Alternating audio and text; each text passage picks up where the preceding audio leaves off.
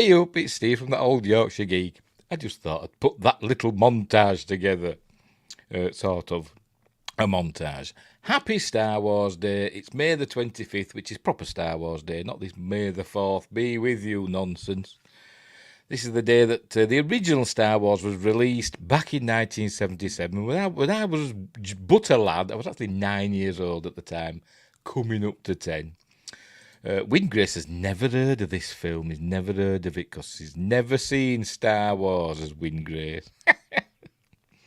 There's got to be some people out there, like people that live in the jungle or something like that, or people that cut off from civilization that have never seen Star Wars. But I bet 90% of the world's population has seen Star Wars, or have at least heard of it.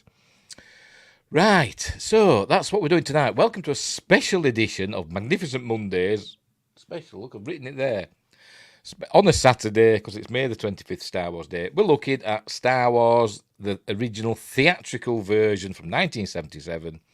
I said the other day we were going to be looking at using the Harmy's Despecialised edition, but we're not. We're not looking at that one.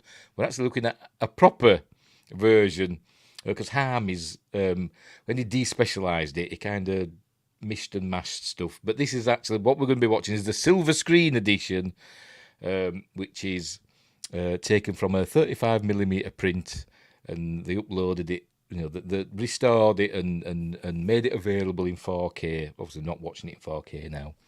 But anyway, and look what I found. Look what I found. I went digging and I found me Star Wars VHS.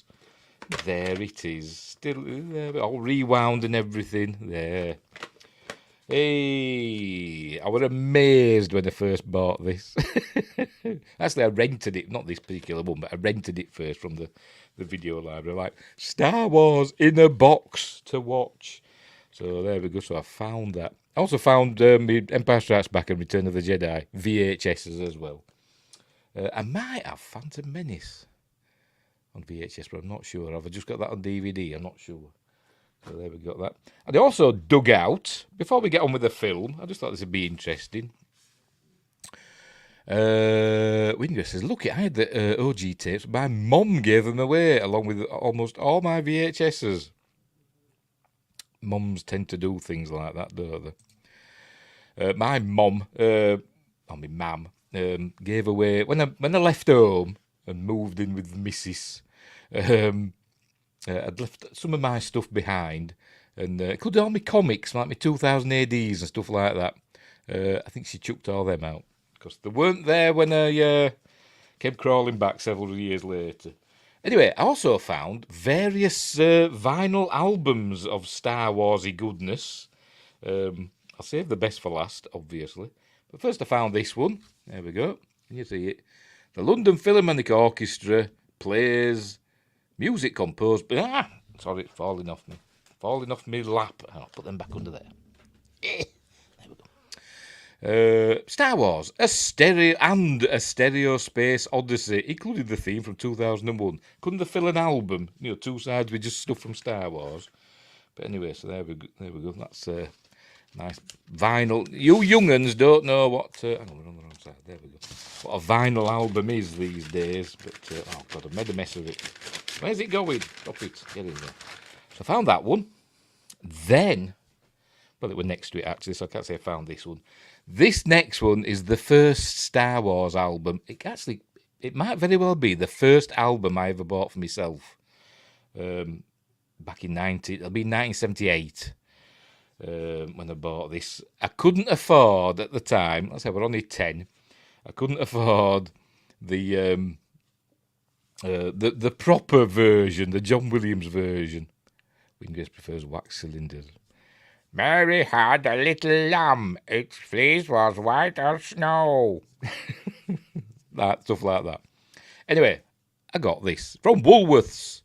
The Sounds of Star Wars by the Sonic All-Stars, what did it say? Conducted by Bruce Baxter, i.e. Bruce Baxter's probably in his bedroom on his Bontempi organ, hammering out the score for Star Wars. But anyway... And all the writing on the back was just it were all just in black and white. So in my youth, I decided to colour it up with a marker pen. So it's all in different colours, just for fun, because I did stuff like that as a kid. So there we go. This is, you can find this on YouTube, actually. I think you can. I'm sure I found this on YouTube. If you want to listen to how bad that is, it is quite amusing. Then I found this. I can't remember where I got this next one. I didn't buy it at the time, and I can't remember. Did I get it off eBay or did I see it in a charity shop? I've no idea. But we've just been listening to part of it at the beginning. Star Wars, Galactic Funk by Mako. That's what we've just been listening to. You know, the famous disco Star Wars theme. And I don't know where I got it from. Or did somebody give it me? I have no idea where I got this from. But I'm sure I've listened to it many times. So there we go. So that's that one.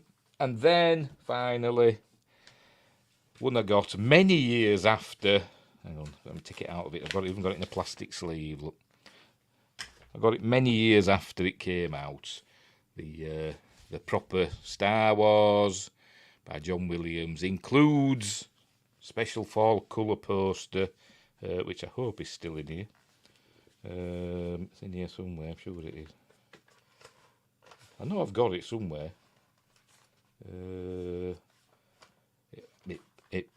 I have got it, but it's not in here. I don't know where I've put it. Anyway, there's the liner notes inside. I have got it. I don't know where I've put it. I must have put it somewhere safe. But I do have a version of it there. You can't see it because there's a light, but I've got it framed there. But that's not the one that were in here. Where have I put it? I thought it were in here with this. Why haven't I got it? Anyway, good old double gatefold sleeve with images from the film, which we're going to be looking at shortly. So there we go. I just thought I'd share that with you. Where have I put that poster? I know I've got it somewhere. Maybe I've got another copy of this album somewhere. That probably, maybe, I don't know. I'm confused now because I know I have got it. Anywho, yes, somewhere safe from myself. Yes, I've put it somewhere safe and I don't know where I've put it. Anyway, right, so let's talk about Star Wars.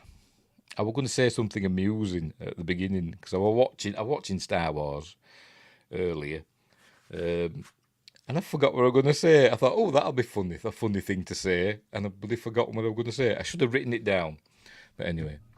So Star Wars, we all know it from 1977. George Lucas's homage to Flash Gordon, because he wanted to do Flash Gordon originally, but he couldn't get the rights from King Features, I think, to do a Flash Gordon movie. So he thought, I'll just write my own. I'll just write his own version. And there are nods to Flash Gordon, even in the prequel trilogy. There are nods to Flash Gordon in there. Anyway, so he shopped it around, famously shopped it around to the studios he'd worked with before, like Warner Brothers and Universal. Warner Brothers, he did THX 1138, and Universal, he did American Graffiti, and they passed on it. But thankfully, Fox and Alan Ladd Jr. decided to give him a chance. And I think, actually, Alan Ladd Jr. had worked at Universal when he did American Graffiti. And then when he moved over to Fox, he gave George a chance there. Anyway, so they made the film. They give it a budget originally of, I think, about $8.5 million, which ballooned to $11 million. The film were almost shut down because it was going over budget, this little space film that they were making for children. But the rest is history. It came out and everybody loved it, mostly. Went on to box office, went on to be $775 million. That's it, and the rest is history. And it changed cinema forever. Some might say for the worse. Don't see after Star Wars came out, we kind of don't see B movies anymore, do we? We used to go out to the cinema and see two films. That didn't happen anymore after Star Wars, did it, for some reason? Anyway. I should have written it down. That's me literally any time I make a video. Lol. Yeah. I wish I could remember what I was going to say. I bet it were hilarious, but probably not. Where were we? Anyway, so there we go. Star Wars. It would in I think 1981. I think it became A New Hope after Empire Strikes Back came out. They released it. I think it was 1981. They released like a double feature. I've just gone on about that. Star Wars killed the double feature, but then they released a double feature with Star Wars, and then entitled Episode 4: A New Hope and Empire Strikes Back. And I went to see this double feature at my local cinema, and it must have been the worst print ever, because there were more dirt and muck on that print that I went to see than any film I've ever seen in my life. It was disgusting. It was like they just kicked it around the floor. But anyway. Laura Smith is here. Laura Smith. I hope I don't call you Louise tonight. I called you Louise the other night. I'm mental. Hi guys, I'll be popping in and out, she says. If you think of it, just start the stream over. I won't remember. I won't remember. I should get a dictaphone and make notes. Note to self. Say this funny thing. Oh dear. I forgot what I was talking about now. Oh, Star Wars. I've forgotten. I've lost my train of thought now. Where were we? Anyway, so we just get on with it. I'll just start watching the film. We'll not be watching the film like we did with House on Haunted Hill, because I'll get into lots of trouble. I might have done already with playing that music at the beginning. We'll see. I did chop it up into little segments. You're allowed clips, aren't you, of so many seconds. So I chopped the music up into 5-second segments. So hopefully that'll be all right. Anyway, we're live on YouTube. We should be live on Rumble. Let me refresh that and see if it comes on. You're coming on. Do I have to press anything? No, don't. There we go. And we should be live on Twitch, I hope. Are we? Are we live on Twitch? Are you playing? Yes, I think it is. I've no idea. Anyway, I think we're live on Twitch.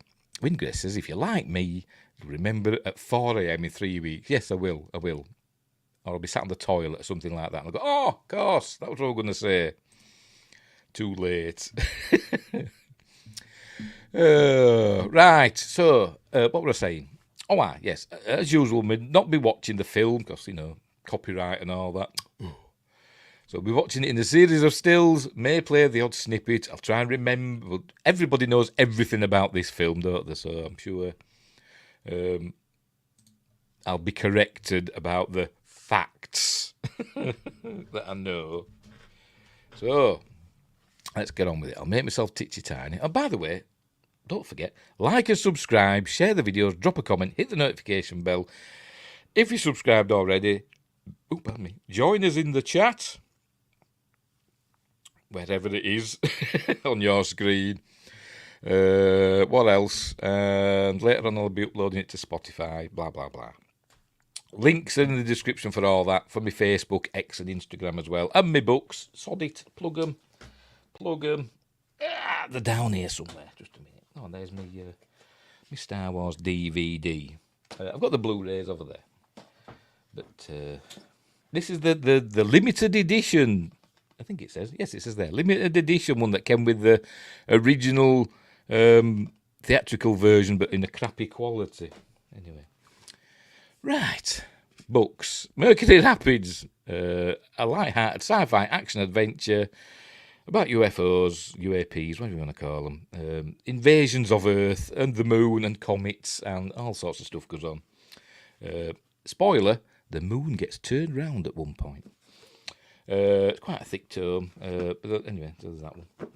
And Silent Predator, short horror novella about big cats eating people in a North Yorkshire village. I think they're genetically engineered. It's that long since I've written these, I've forgotten what happens in them. It's like I was watching a thing with Stephen King, that Dreamcatcher, and Stephen King was talking about when you've written a book after like 5 years or whatever like that, if you go back to reading them after that length of time, it's like somebody else has written them because you've forgotten all about them. Which is kind of true. Not that I've gone back to read my books. But you should go buy them. They're on Amazon, Kindle and paperback. Right. Make myself titchy tiny. But first, I've got to get rid of that so we can look at the subtitles. Where are we? There we go. Get rid of that. I'll make myself titchy tiny down in the corner of the screen. There I am. Right, so, and like my background, there we go, bit of Star Wars, look, bit of Star Wars. And I'll add to stage. Right, off we go. There we go. The good old 20th Century Fox logo. What they're going to do with the X-Men, when they start doing X-Men films. Originally, because that was originally Fox things. Sorry, I'm going off topic already. The X in Fox used to be highlighted, didn't it, when it faded out. But it's not called 20th Century Fox anymore, is it? Maybe they'll use these to form an X. We'll see. We might see during Deadpool, might we? Deadpool and Wolverine. King had a little memory erasing dust to help. That's true.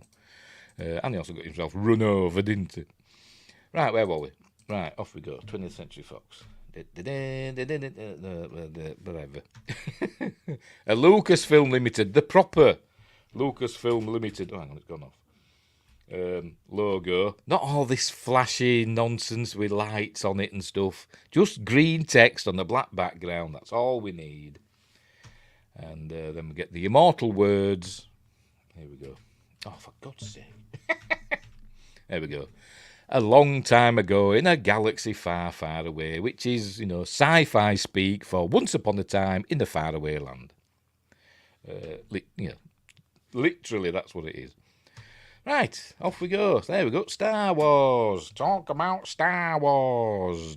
The text drifting off, and then, as you'll see, any minute now, there we go. It is a period of civil war. No, none of this, episode 4, A New Hope nonsense. It's just Star Wars. It was the best of times. It was the worst of times. Message, Spock. Only happy birthday, surely the best of times. Anyway, right, off we go. It's a period of civil war. Shall I just read it out? I'll just read it out, shall I? It is a period of civil war. Rebel spaceships striking from a hidden base have won their first victory against the evil Galactic Empire. During the battle, rebel spies managed to steal secret plans to the Empire's ultimate weapon, the Death Star. I've just remembered what I was going to say. Just because I'm reading this. An armoured space station with enough power to destroy an entire planet. The funny thing I was going to say, we're watching that sequel to Rogue One. That's what I was going to say. Hilarious, I know. Tell you, was it worth it? Pursued by the Empire's sinister agent, Princess Leia. Listen, well, she gets called that in this film. None of this Leia malarkey. Princess Leia races home aboard her starship, custodian of the stolen plans that can save her people and restore freedom to the galaxy. With 4 dots. It's always 4 dots. And they always get it just right, don't they? Sorry, I'm just pointing this out. And they always get the spacing just right. There's never any words that seem a bit too far apart. Often in fan films and stuff like that when they do this. Because it's obviously it's justified is the text, isn't it? That sometimes you get some words that are a bit too far apart. But always in Star Wars, they always get it just right. I think they do anyway. Right, so then there's the famous pan down to reveal... Does anybody know what these are called? These are obviously the moons of Tatooine, but does anybody know what they're called? I've never looked them up. Are they on Wikipedia? I have no idea. Never looked it up, but should do. Oh, and then it goes to white because that's happening. The Tantive 4 bursts onto the screen with laser bolts flashing from it. Because it's being pursued. It's still shooting at, there we go, at the Imperial Star Destroyer, which, I'm sorry if you can hear that. Somebody's just setting off fireworks outside, just in time for this. Unbelievable. Can you hear it?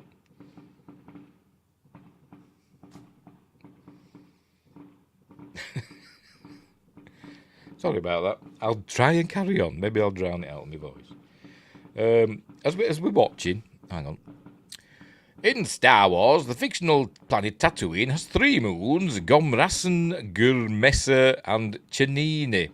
That's an then expanded universe thing, innit? George Lucas never thought of them, did he? Never in a million years.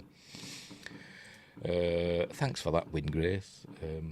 Anyway, as we see, the Imperial Star Destroyer appears. It's the most iconic scene in movie history, a most iconic opening scene in movie history, in my opinion. Here it comes. There it comes. And we see it's shooting lasers, but they don't seem to be aimed at the Tantive 4, if you watch. Look, they're going down there. Nowhere near it. It must be the fella from Spaceballs, mustn't it? On the gun. He's an asshole, sir. Gunner's mate, Philip Asshole, something like that. He's my cousin. Anyway, so there we go. Then we see it racing towards us, still shooting away. Of course, we know now that this bloody fireworks. Can you hear them? Unbelievable. Is somebody celebrating Star Wars Day? God knows. Oh, finally, it's stopped. Bloody hell. We now know that this Tantive 4 has just escaped from Scarif, where they got the plans for the Death Star, and Darth Vader's in hot pursuit, and he's caught up with them at Tatooine. Did she head for Tatooine deliberately because she knew Obi-Wan were there, or did she just happen to be going by Tatooine at the time? I don't know. But anyway, as we see, there we go. The some sort of communications array or whatever gets hit, and then we're introduced to C-3PO and R2-D2. Anthony Daniels and Kenny Baker's probably there, and this is supposed to be restored, but there's a big dirty coffee mark or something there, isn't there? Just where I paused it on. Unbelievable. Anyway, so we're inside the Tantive 4 here. I don't know what the name this silver protocol droid is. Maybe it's the one from Empire Strikes Back. Maybe it's TC-14. Oh, it's more than likely just another one. Again, Windgrace will probably tell us what that one's called. Right, so here the crew of the Tantive 4. I suppose you could call them rebel soldiers, but I suppose they are going to meet their fate in a minute. And there we go. Did you hear that? They shut down the main... Did you hear that? They shut down the main reactor. We'll be destroyed for sure. But anyway, it's madness. Right, so they're getting ready. And all these poor rebel soldiers. And we're going to find out that Imperial stormtroopers aren't the bad shots they are made out to be. Not in this instance, any road up. Anyway, right. Oh, and he does say in this, as 3PO, there'll be no escape for the princess this time. But then later on in the film, he don't even know who she is. Maybe he just knows that there is a princess on board, but he's no idea who she is. I don't know. Maybe he's just lying to Luke later on. I don't know. In the book, he says no escape for the captain this time, because he's owned by Captain Colton, not Captain Antilles, Captain Colton in the book. I don't know if this Antilles in the film is related to Wedge Antilles. Again, Windgrace will probably tell me because he knows all. Right, so they're getting ready, and the obviously the Star Destroyer. Is it the Avenger or is it another one? No, the Avengers in Empire, isn't it? I forgot what this one's called.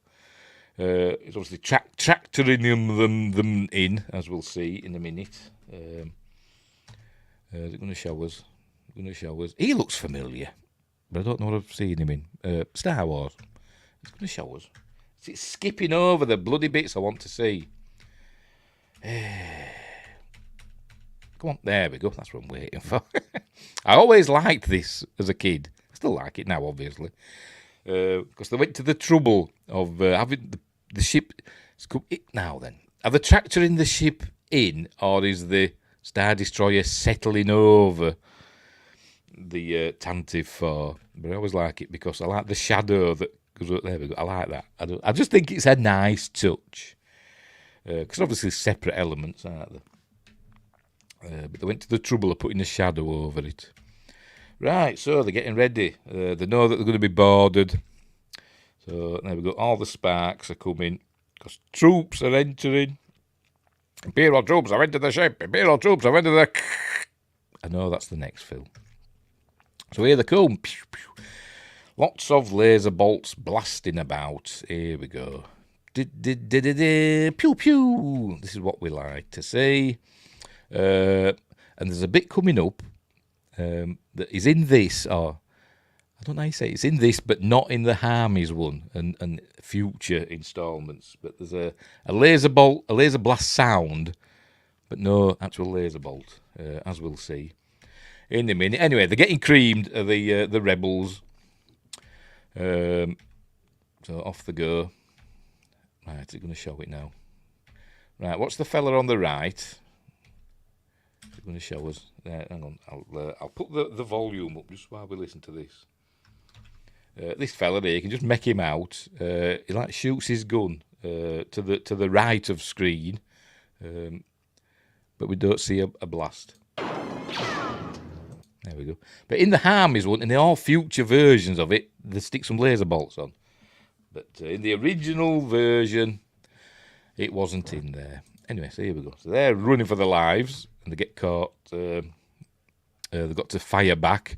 And this is a scene that, I don't know, I can't say it annoys me, but I always think, are they just lucky? But 3PO and R2 go heading across this corridor with all these laser bolts blasting around them, like that. I know in the book, I think it describes it as all the humans, the stormtroopers and the good guys, the rebels, are just ignoring the two robots, droids. Sorry, they're ignoring the two droids. But you still think they'd get hit, wouldn't you? But anyway. Right, so off they go. So they get by. And then the villain of the piece arrives. This is Darth Vader. We all know. Inside there's Dave Prowse inside, voiced by James Earl Jones, much to Dave Prowse's chagrin. Let's make sure we're still going. Yep. I'm worried that I'm going to get a copyright strike. And blocked. So here he arrives. One of these stormtroopers is Gary from Robot Chicken, and he's got his daughter with him. If you watch Robot Chicken Star Wars, he's got his daughter with him because it's Bring Your Kid to Work Day. Once you watch them, or Family Guy Star Wars, you never watch these in the same way again. Anyway, so here he is. He just views all the dead bodies, including his own men, and just walks off. There you go. There he goes looking at them. And off he goes. Right, and this is where now we meet Princess Leia. And she's busy. She's obviously just recorded a message for Obi-Wan. And she's sticking the Death Star plans in R2's slot, so to speak. And then 3PO arrives. R2-D2, where are you? Of course, Anthony Daniels, originally it wasn't going to be his voice. George Lucas always envisioned 3PO as having an American accent, like a used car salesman, kind of sleek and, not sleek, oily. I don't know why. I have no idea why. But as a protocol droid, why would he be like a used car salesman? I've no idea. But and apparently they've got lots of people in to audition for the voice of C-3PO. People like Stan Freberg and Mel Blanc. And I think it was Mel Blanc. According to Anthony Daniels, it was Mel Blanc who did the voices of like Bugs Bunny and Daffy Duck and all them. It was him that said, just use Tony. You know, Anthony Daniels. Use Tony's voice. He's got a good voice for the character. So they did. So they did, and history was made, and they never played anything else again. That's all he's done. The only other thing I've seen him in, apart from Star Wars, Anthony Daniels, is I Bought a Vampire Motorcycle. I think he played a priest in that. I think he got killed by the vampire motorcycle. If I recall correctly, I've only seen it once. It's not very good. Anyway, right, so here he is. And there we see... there she is, the lovely Carrie Fisher, the late Carrie Fisher, popping the whatever, doing whatever she is with R2D2. And then she buggers off. And he doesn't really notice her as 3PO in the book, the novelisation. Always says, he sees that there's a human there, but he doesn't really pay attention to who it is. Anyway, she sods off. And there you go. At last, where have you been? Oh, hang on, we see R2 about to... There we go. He's heading for this bit of scenery here. They just cut away just in time. Because the radio-controlled R2 units, or droids in this, because it was 1977, microelectronics weren't as good as they are now. And they were pretty difficult to control. And as we see, he's heading for it. Look, they just cut away just in time. Anyway, this is the famous, will be sent to the spice mines of Kessel, or smashed into who knows what. Of course, we see the spice mines of Kessel in Solo, a Star Wars story, don't we? What is spice? I know it's probably got a listing on Wikipedia, but it's just, for the purpose of this film, he's basically just lifted it from Dune, hasn't he? As he's lifted lots of things from lots of places, which is fine. It's basically drugs, isn't it? Right, so off R2 goes with 3PO saying, where are you going? Then we see the prisoners, they've captured prisoners. And I think this is Captain Antilles, or Colton in the book. But Captain Antilles, Vader's got him by one hand. Is he using the Force, or has he just really got strong robot arms? Don't know. I think he's got strong robot arms. And he's throttling Antilles for information. What have you done with the plans and all that? There you go. And then a stormtrooper comes up. Death Star plans are not in the main computer. So that's where he asks what he's done with the plans. There you go. Where are those transmissions you intercepted? What have you done with those plans? I should have made... shouldn't I? And that's where we're hearing James Earl Jones and his amazing voice. Dave Prowse was a bit irked that his voice wasn't used, and I don't know why he was so angry, because he hasn't got the voice of a galactic Sith Lord. If you've watched the documentaries, you've heard his voice. He's from Bristol, which is in the southwest of England. And he's got like what we'd call in the UK like a farmer's accent. He's got a southwestern accent. So he's all a bit like that, me duck, and all that, Where are those transmissions you intercepted, my love? No, he's got an accent like that. Anyway, so I don't know why he got angry that they didn't use his voice. So obviously he's not giving in. It's Captain Antilles, so he just kills him. We hear the as he's dying, his death rattle, and then he tells the soldiers to tear the ship apart till he's found those plans and bring me the passengers. I want them alive. Remember, he wants them alive. It says there. Look. Right. So this is where we see that Princess Leia's a murderer. They're looking for a look in the ship, and here she is, where we hear a theme by John Williams. Do do do do do. See, she's got a blaster. If Sci-Fi Quest were here, it'd tell us all the guns that they're based on, because they generally base the pistols and the blasters on actual guns, and I can't remember what they're from, what they are. Anyway. So he says, there's one. Hey, lady. There you go. There's one. Set for stun. But no, she don't care. She's not setting for stun, look. She kills the bugger. Shoots him dead. There we go. Shoots him dead. Unbelievable.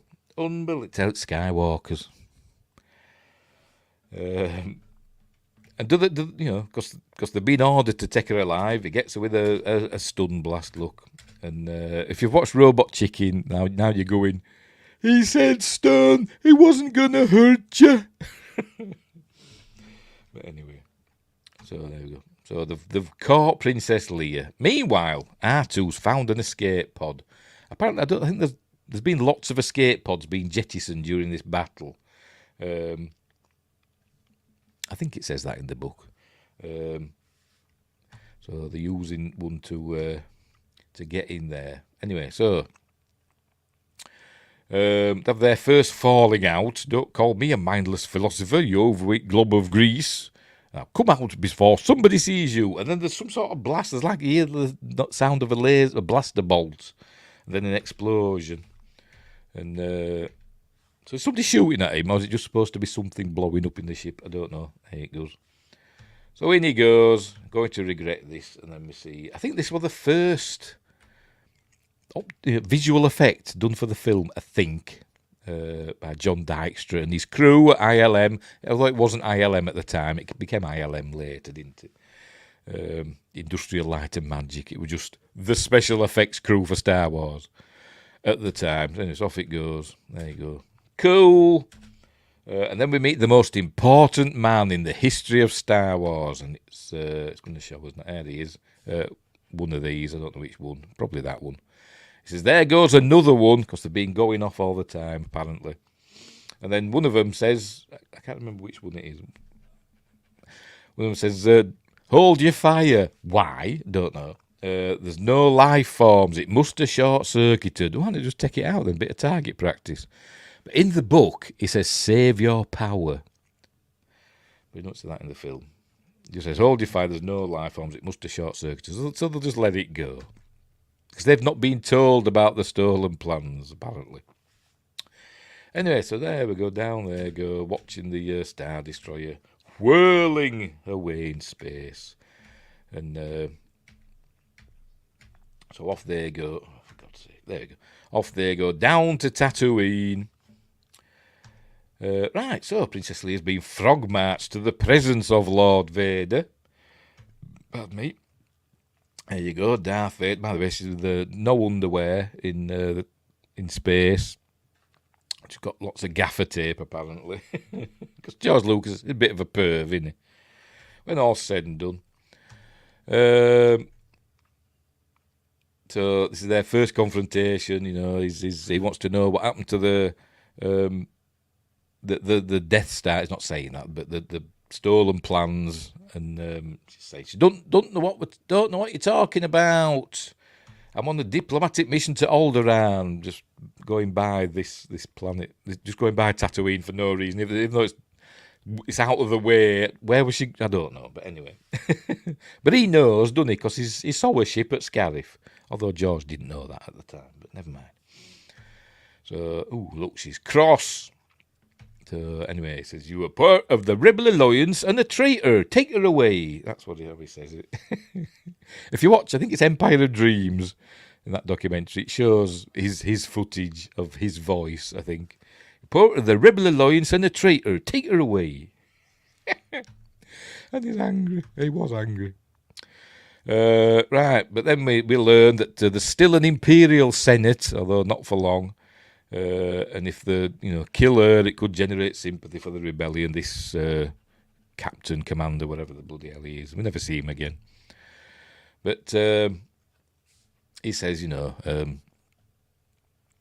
she's his only link to finding their hidden rebel base. So, and then another commander, I think he's the captain, isn't he? And then a commander appears, him. They've searched the ship. The plans are not there. He says, an escape pod was jettisoned during the fighting, but apparently many were. There must have been, because the gunner says, there goes another one. The old George and his scripts. He needs a bloody... I don't know. Anyway, so Darth Vader says, she must have hidden the plans in the escape pod. Send a detachment down to retrieve it, Commander. There'll be no one to stop us this time. Da, da, da, da. And then we see his first wipe. I think it's his first wipe. There it is. Dun, dun, dun, dun, and each wipe is 30 frames long. Just thought I'd throw that in. Obviously, we've seen them before in other films and the Flash Gordon serials and stuff like that. But George, he used them as well. 30 frames for each wipe. Yeah, it's just over a second, isn't it? It's 24 frames a second, so it's 1 and a bit seconds. Right, so here we are. We're in Tunisia now, I think. So let me check. Where did I put it? Yeah, we are in Tunisia. I had a list and I bloody lost it of all the filming locations. Oh, I'm an idiot. So we're in Tunisia now, which is replicating Tatooine. There's also there were some scenes filmed in Death Valley and is it Yucca Flats, something like that, in Arizona. But mostly we're in Tunisia, so that's where we are. With R2 and 3PO walking away from the escape pod. No, never mind. When we see the sky, it's oddly cloudy.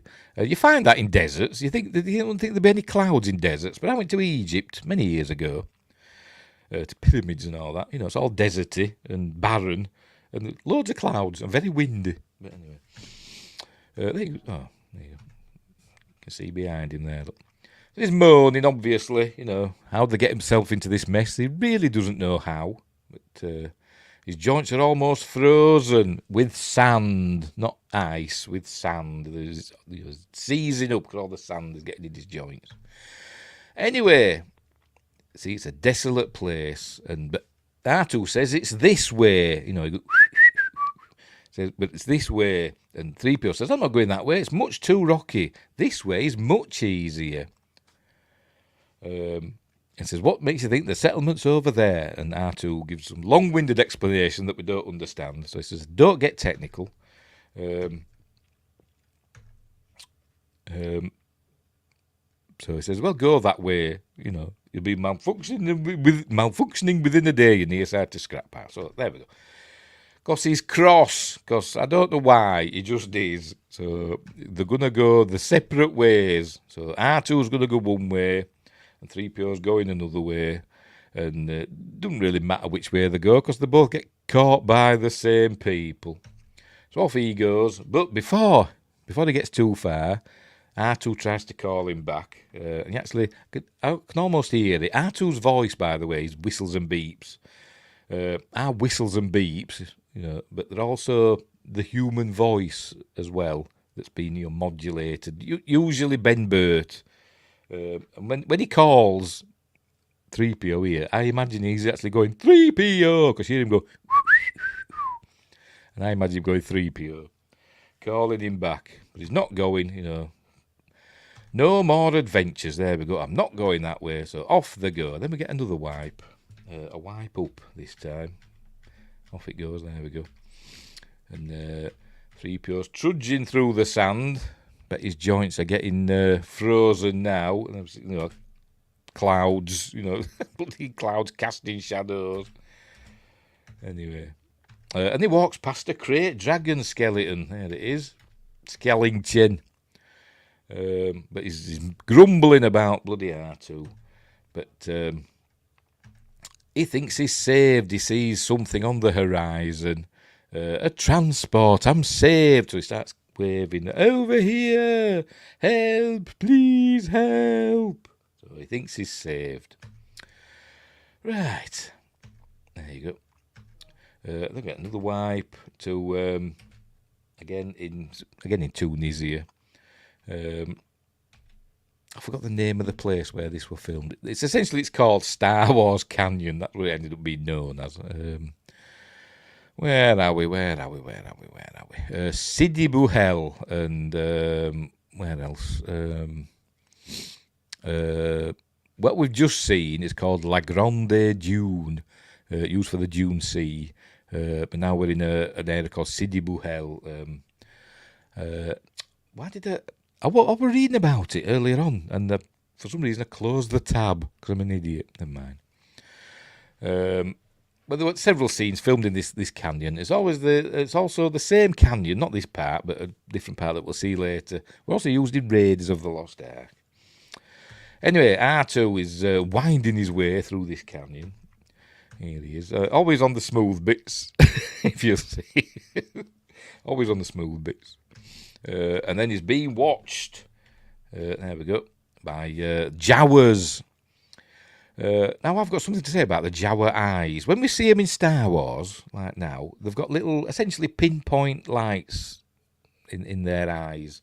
But then when we see them afterwards in like Return of the Jedi and stuff like that, they've got the whole eyes are lit up. You know, you see like the whole oval of the eye lit up. And I thought, well, why have they done that?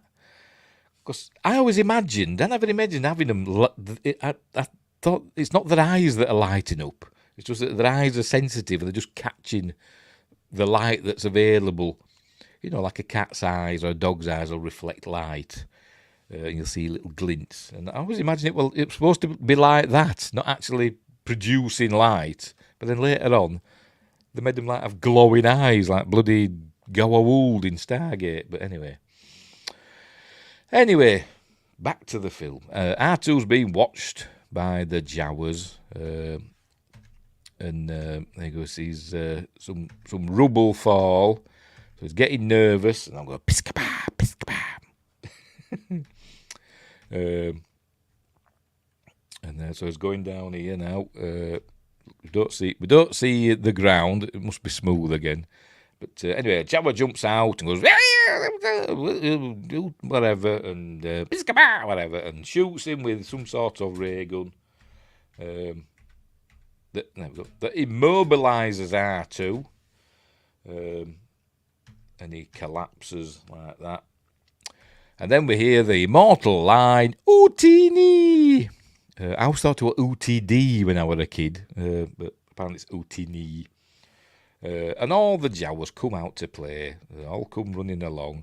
I think some are, adults. They seem to be. And I think some are kids. I bet that one's a kid.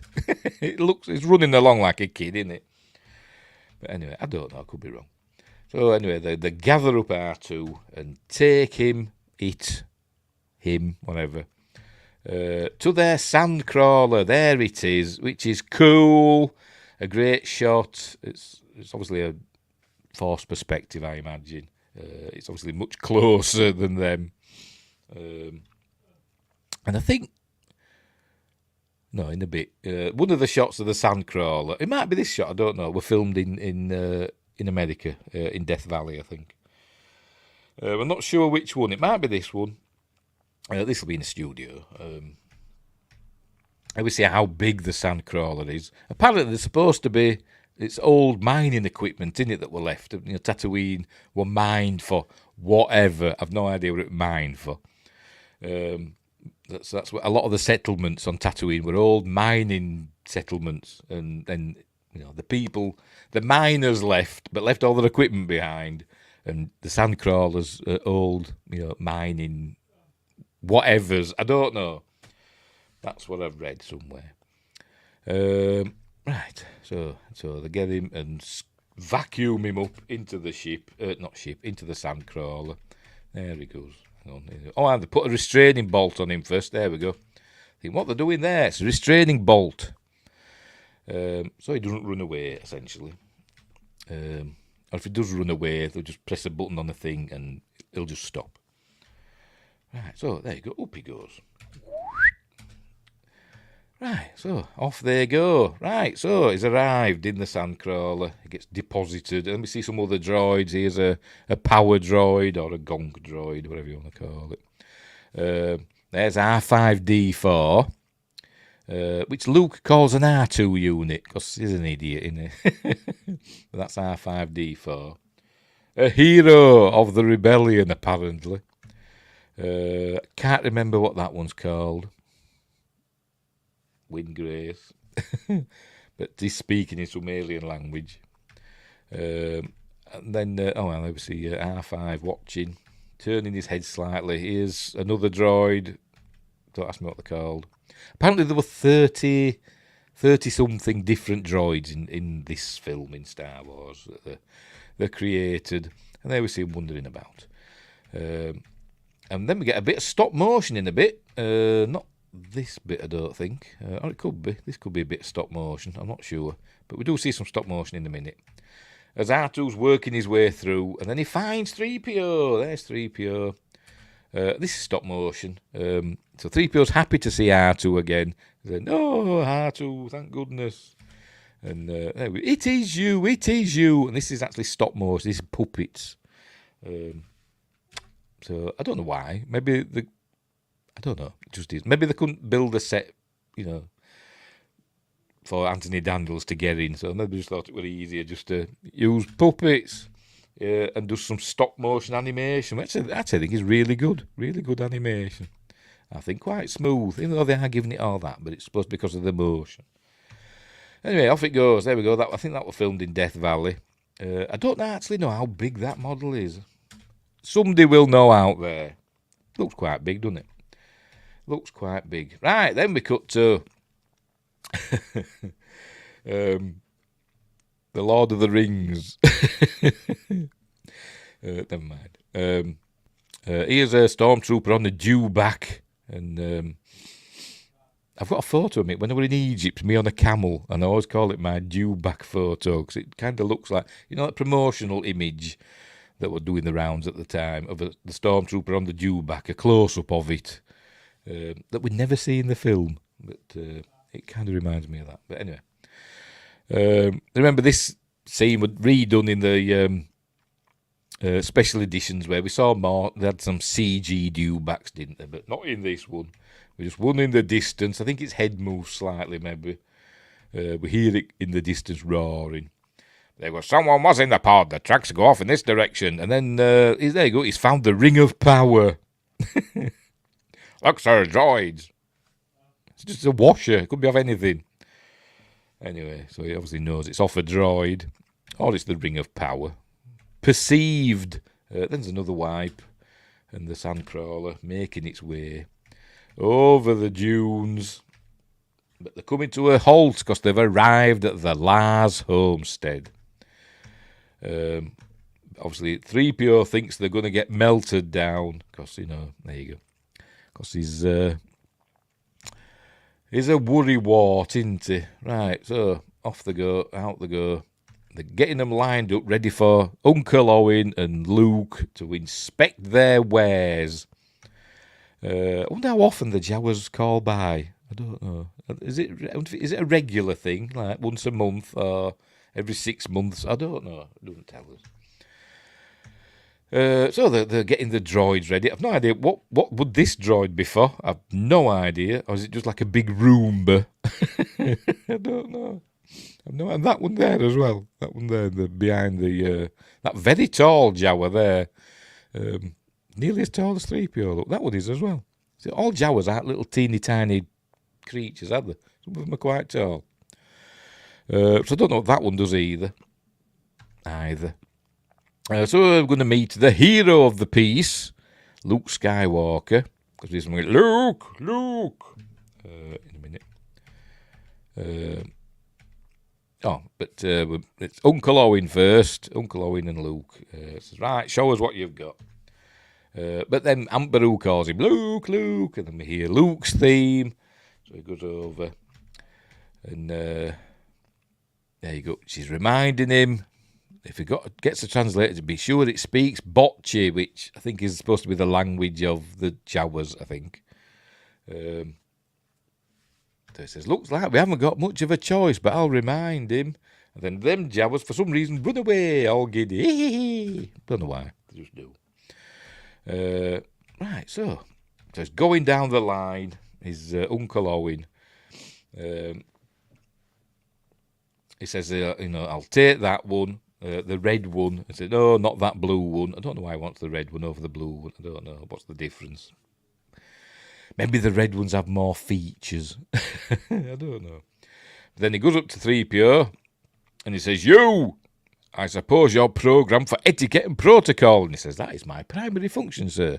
I'm well versed in all the customs. And he says, I have no need for a protocol droid. I think this maybe was, because I think it does say in the book, this was where George Lucas got his idea that he was kind of like an oily salesman. So he was essentially selling himself here in this scene. So we're going to use some salesman spiel. But instead it's Anthony Daniels. You notice he's got a restraining bolt as well. You can just see it there. Make sure we're still going. Yes, we are. Right. There you go. Says, yes, I'm well versed in all the customs. Says, I have no need for a protocol droid. Blah, blah, blah. He says, of course not, in an environment such as this. And then he asks, do you speak bocce? He says, yes. It's like a second language to me. He doesn't say, I'm fluent in over 6 million forms of communication. It doesn't tell us that till the next film. But says, right, I'll take this one. So he's taking R5D4 and 3PO, the protocol droid. R2's gives him a look. We see this shot again in a few minutes. For some reason, George Lucas decided, or the editors, decided to reuse this shot of R2 turning his head. And it annoys me because it's so blatant. And it annoyed me at the time when I was 10 years old. And I was like, You'll see. If you'd never noticed before, but it does my head in. There he is. He's turning to look at 3PO.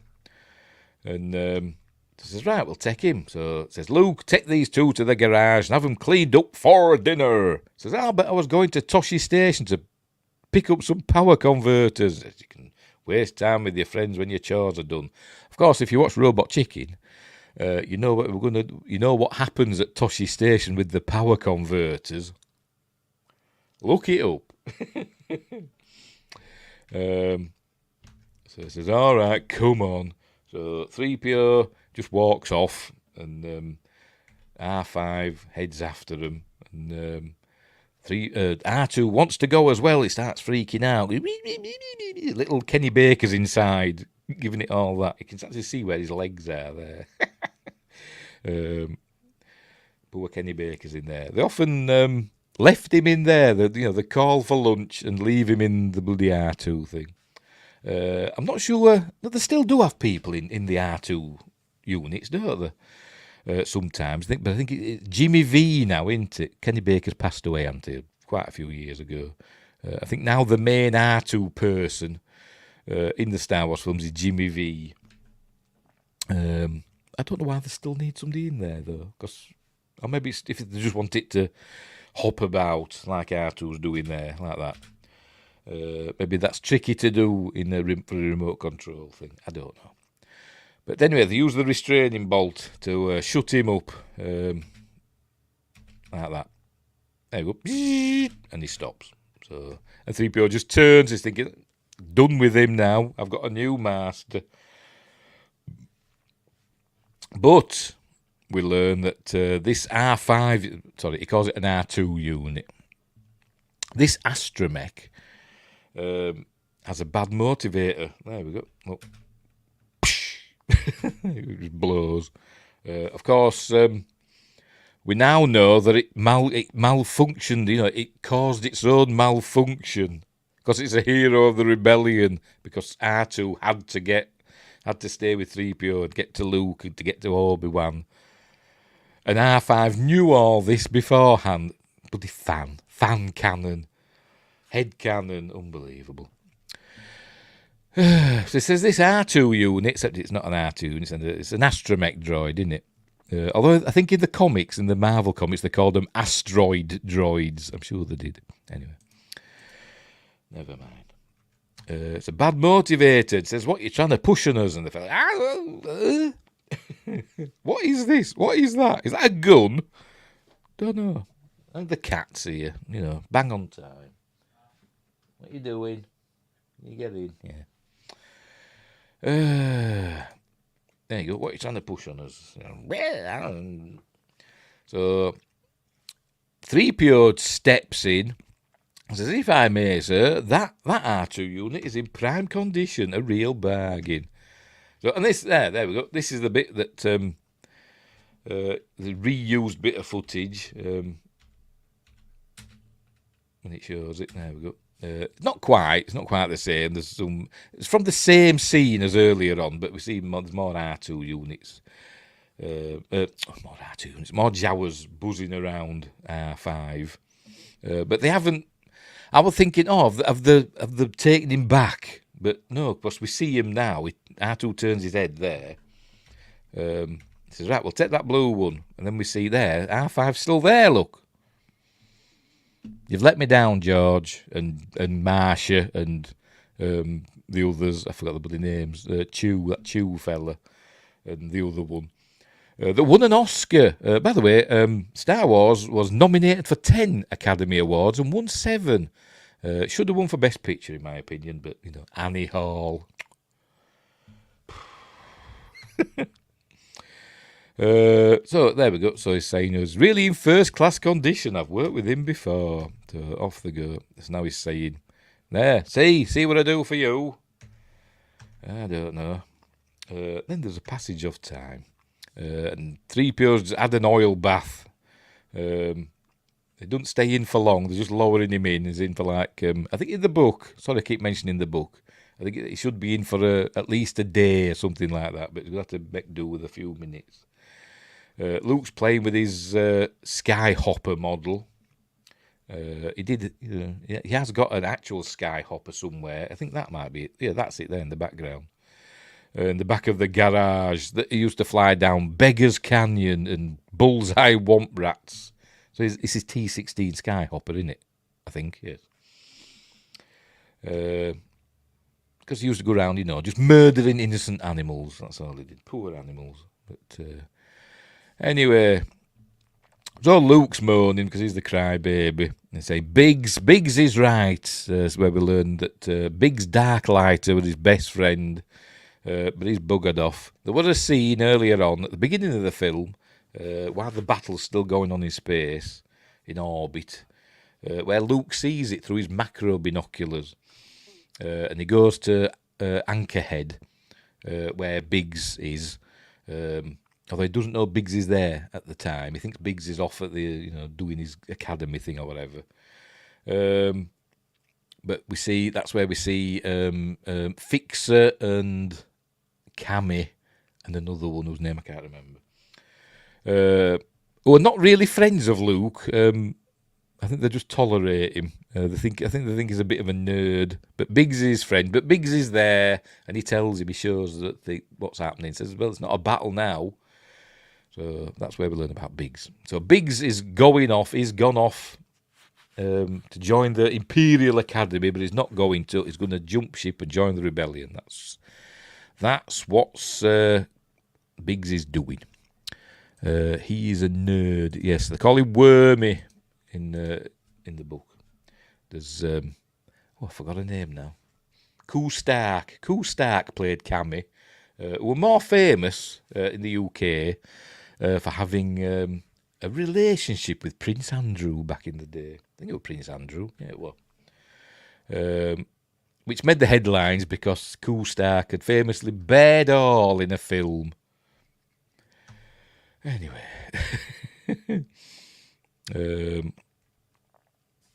Anyway, this is where we learned that teleporters are a thing in Star Wars. Because, 3PO says, is there anything I can do to help? Because he's moaning about being stuck on this rock. And he says, not unless you can alter time, speed up the harvest, or teleport me off this rock. So teleporters are a thing. Yes, scandalous it was. At the time it was.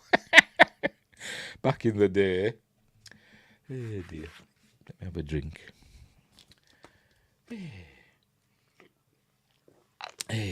Right. So, as I said, teleporters are a thing. As are cloaking devices. But we'd never see one used, I don't think. Anyway. So, he's saying you've got something jammed. I think it says they've got a lot of carbon scoring. You boys have seen a lot of action. And 3PO says, I'm surprised we're in as good condition as we are. What with the rebellion and all. So Luke gets all excited. And says, ooh, about, the rebellion against the Empire. And 3PO says, well,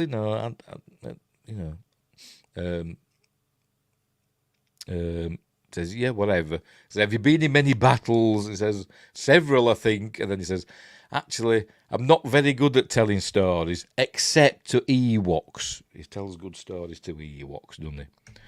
But, and this is where he says he don't know what planet he's on. And we never know. Actually, in this film, the planet's name, Tatooine, is never mentioned. Don't know why it isn't, because it doesn't tell him what planet he's on now. It just says there's a bright centre to the universe. You're on the planet that it's furthest from. There you go. And then he insists he calls him Luke. He says, yeah, I see, Sir Luke. No, just Luke. All right, just Luke. And this is where he introduces him. What the hell does human-cyborg relations mean? Don't know. But I thought you were a protocol droid. What does human-cyborg relations mean? Is this some sort of therapist for, like, humans and cyborgs having relations? I don't know. But they're talking about the carbon scoring and, the rebellion against the Empire there, blah, blah, blah. So this is where he finds the hologram of Princess Leia. Then we see Princess Leia. Hang on, show us. There we go. Help me, Obi-Wan Kenobi, you're my only hope. Cool impression of Carrie Fisher, I know. So this is where he falls in love with his sister. R2's denying all knowledge of everything. And he tricks. Hang on, here we go. Regis Matthias says, help me, Obi-Wan Kenobi. That's a good impression as well. So this is where 3PO says he's not quite sure who she is. I think she was a passenger, on our last voyage. A person of some importance, as I believe. But at the beginning of the film, he said there'll be no escape for the princess this time. Everybody lies in this film. 3PO lies, R2 lies, Aunt Beru and Uncle Owen are lying to Luke, Obi-Wan lies. Everybody's bloody liars in this. Let's just call it star lies. Everybody lies. Nobody can tell the truth. Anyway, there you go. But R2 won't tell, he says, he doesn't know what's going on. But then he says, the restraining bolt has short-circuited his recording system. He says, perhaps if you remove the restraining bolt, he can play back the entire message. So Luke says, all right then, I'll do that then. So he takes off the... by the way, he talks about Obi-Wan Kenobi. It's a private message for him. Somebody who lives in these parts. And this is where it says, Obi-Wan Kenobi. Maybe he means Old Ben Kenobi. Because they don't believe in, like, changing surnames. Apart from Leia, she's Leia Organa in this. But everybody else just keeps their surnames. Luke Skywalker, Obi-Ben Kenobi. Because George hadn't decided that she was going to be his sister yet. Anyway, so that's where it says, because R2 claims he's the property of Obi-Wan Kenobi, and 3PO says, he's talking out of his ass, Luke, Sir Luke, Master Luke, because their last owner was Captain Antilles, Captain Colton, whatever. And then he said, look, with all we've been through, this little R2 unit has become a bit eccentric. See, more lies from earlier on. He says that R2 unit, earlier on, remember, not 5 minutes ago, he was saying that R2 unit's in prime condition, a real bargain. And now he's saying he's knackered. This film's getting me angry now. There he goes, talking about old Ben. Kind of a strange old hermit. Right, so he wants to play back the whole thing, and this is where R2 says, take off the restraining bolt, and I'll play it back. Honest. So he does. There you go. So he takes it off, and then we have a little sparky animation that comes off there. Look, you ready? There we go. And she disappears, and he won't play it again now. He says, well, where'd she go? Play back the entire message. And says, what message? There's R2. But then Aunt Beru calls him, or Uncle Owen, or whatever. Somebody calls him. So he's got to go for dinner. And says, gives 3PO the keys. No, he gives 3PO something. And says, see what you can do with him. Right. So this is where he said, "You just think about playing that message for him, because blah blah blah." It says, and R2 is all sad, does some sad beeps, and 3PO says, "No, I don't think he likes you at all." And then he does another sad beep, said, "No, I don't like you either." Unbelievable, there, like that. So R2's sad now, so he runs away because 3PO's driven him away. A strange old hermit who aged really poorly. Yes, he did, and rapidly. It's the desert climate, apparently. But Uncle Owen looks fine, doesn't he? He don't look too bad. Anyway, I suppose. Well, considering. Anyway, here we are in the. I forgot the name of it. The hotel. I've forgotten. Hang on, does it say here? I've got a list here. Where is it? For God's sake, where are we?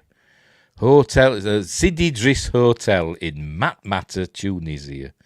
The Sidi Driss Hotel, which if you look it up on like Google Maps, I think £52, or it might be $52. I don't know. Maybe that's a night or a week. I don't know. But there's a price, so you can actually pay and stay there. And all this stuff apparently is still there. They've kept all the decorations that the crew painted and stuff. So I imagine business is booming at the Sidi Driss Hotel. Anyway, so this is where they're drinking the blue milk and eating whatever they're eating. I don't know. Mushrooms that they've got off the... what they call them?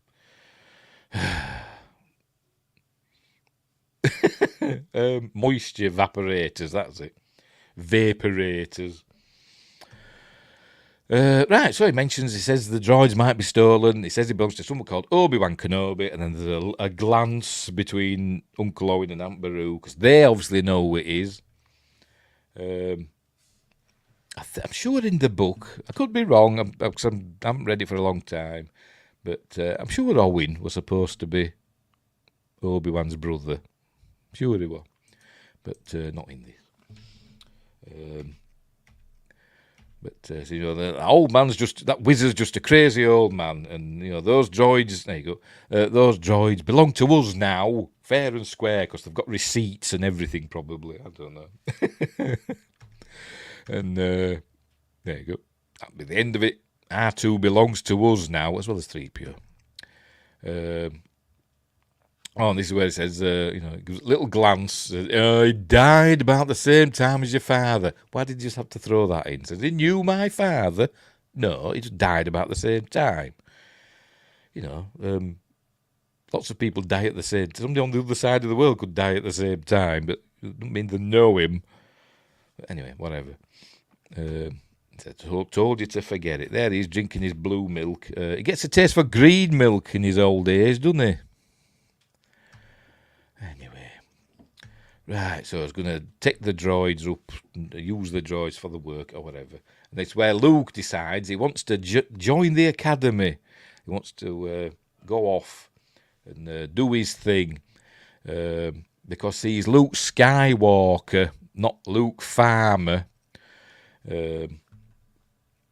I think in the book, I keep mentioning the book, I don't know, but it does mention that, it's ironic. He's got an ironic name that he's called Skywalker, but yet he's stuck on this planet, not doing any skywalking.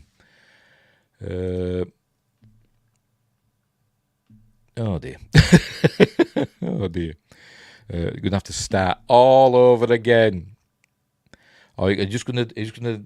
Are you going to lip sync? Are you going to redo your video and lip sync your voice to your thingy, your mouth? It's annoying, isn't it, when stuff like that happens? It is. Like me the other day, I recorded a list video, and I forgot I'd had the wrong picture on the screen behind, so I thought rather than just re-record it, because it was like a 30-minute video or something, I'm not re-recording all that. I just hastily superimposed a different image next to me. Oh dear. Anyway, it's on Patreon if you want to watch it. I think it's that one. No idea what I even said.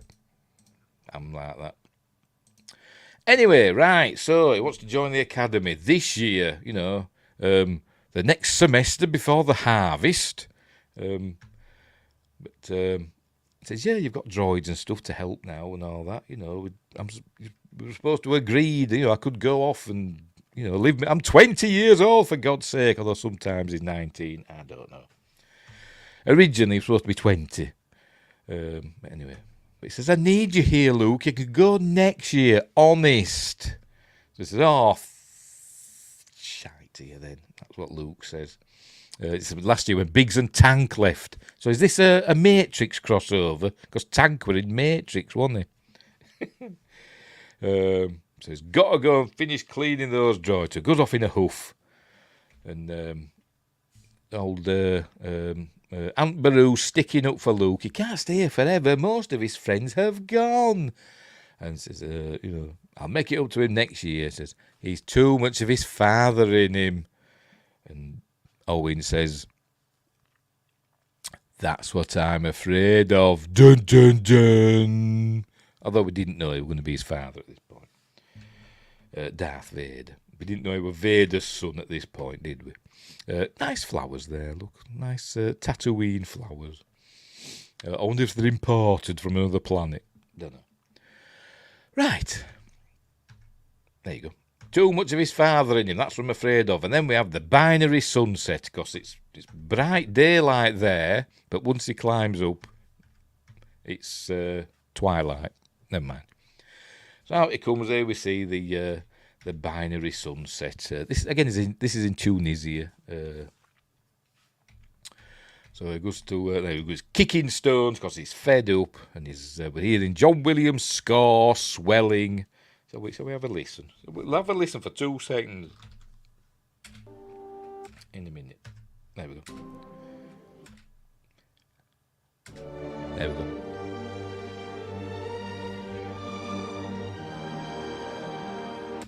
Cool. Amazing score. There we go. So he's looking out at the setting suns of Tattoo 1 and Tattoo 2. Right, so he decides to go back into the garage. The droids, they're not there, so he uses the retraining bolt thing. And makes 3PO jump out from behind something, whatever that is. That's a lot of speed, isn't it? We see that later on, I'm sure we do, in Mos Eisley. But anyway, jumps out from behind that. And he's saying, I'm sorry, I told him not to go, but he was crazy, babbling on about his secret mission. After 3PO had said, I hate you. That's. But anyway, so he goes out with his macro binoculars, and he can't see him. Look, they use Arabic numbers in a galaxy far, far away, drinking game. And they still do, don't they? They change the text. They changed the text, but not the numbers for some reason. And I don't know why. Why did they change the numbers to, something that we wouldn't know? To Arabesh numbers. I don't know. But anyway. Good song. It's no Mando music, though. When I first heard the Mandalorian theme, I hated it. I thought it was bloody awful. But it kind of grew on me, and I really like it now. Anyway. There he is. Look, you can't see him. He says, oh, God. But they can't go at night because it's too dangerous because the sand people and everything. So they're going to go first thing in the morning. Owen says he's shutting the power down because it's bedtime. So, right, then, next morning. We see Ghost Luke here. Are you ready now? Are you ready to see Ghost Luke? See if I can land on it. Owen's out looking for Luke. I might have missed it, actually. No, I'm sure it's after this bit. Say, Luke, where are you? Hang on, we might have missed it. Let's go back again. I'm sure there's a ghost Luke. Oh, here we go. Right, comes out. There we go. Where is it? It must be another shot. In one of the doorways, there's like a transparent image of Luke. Where is it now? Where I can't see it. I'm sure it was on this bit. Unless it's afterwards. He goes in and asks her. He asks Beru, have you seen Luke? He says, he says he had something to do, so he took off early. He said, did he take the droids with him? He said, I think so. And there's two versions of the way she says, I think so. I think in this one, she says, I think so. Let's just replay it. I'll just unmute it again. He's asking where Luke is, so he left early. So he left early. So did he take the droids with him? Droids with him? I think so. Right, she says, I think so.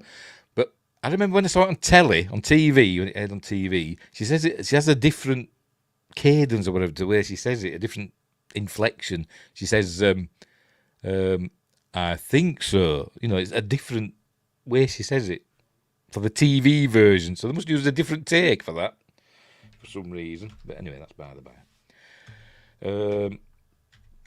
Where's the ghost, Luke? I could have swore it were on this. Unless it's in the special edition. I don't know. I'm sure there's a ghost, Luke, on that bit.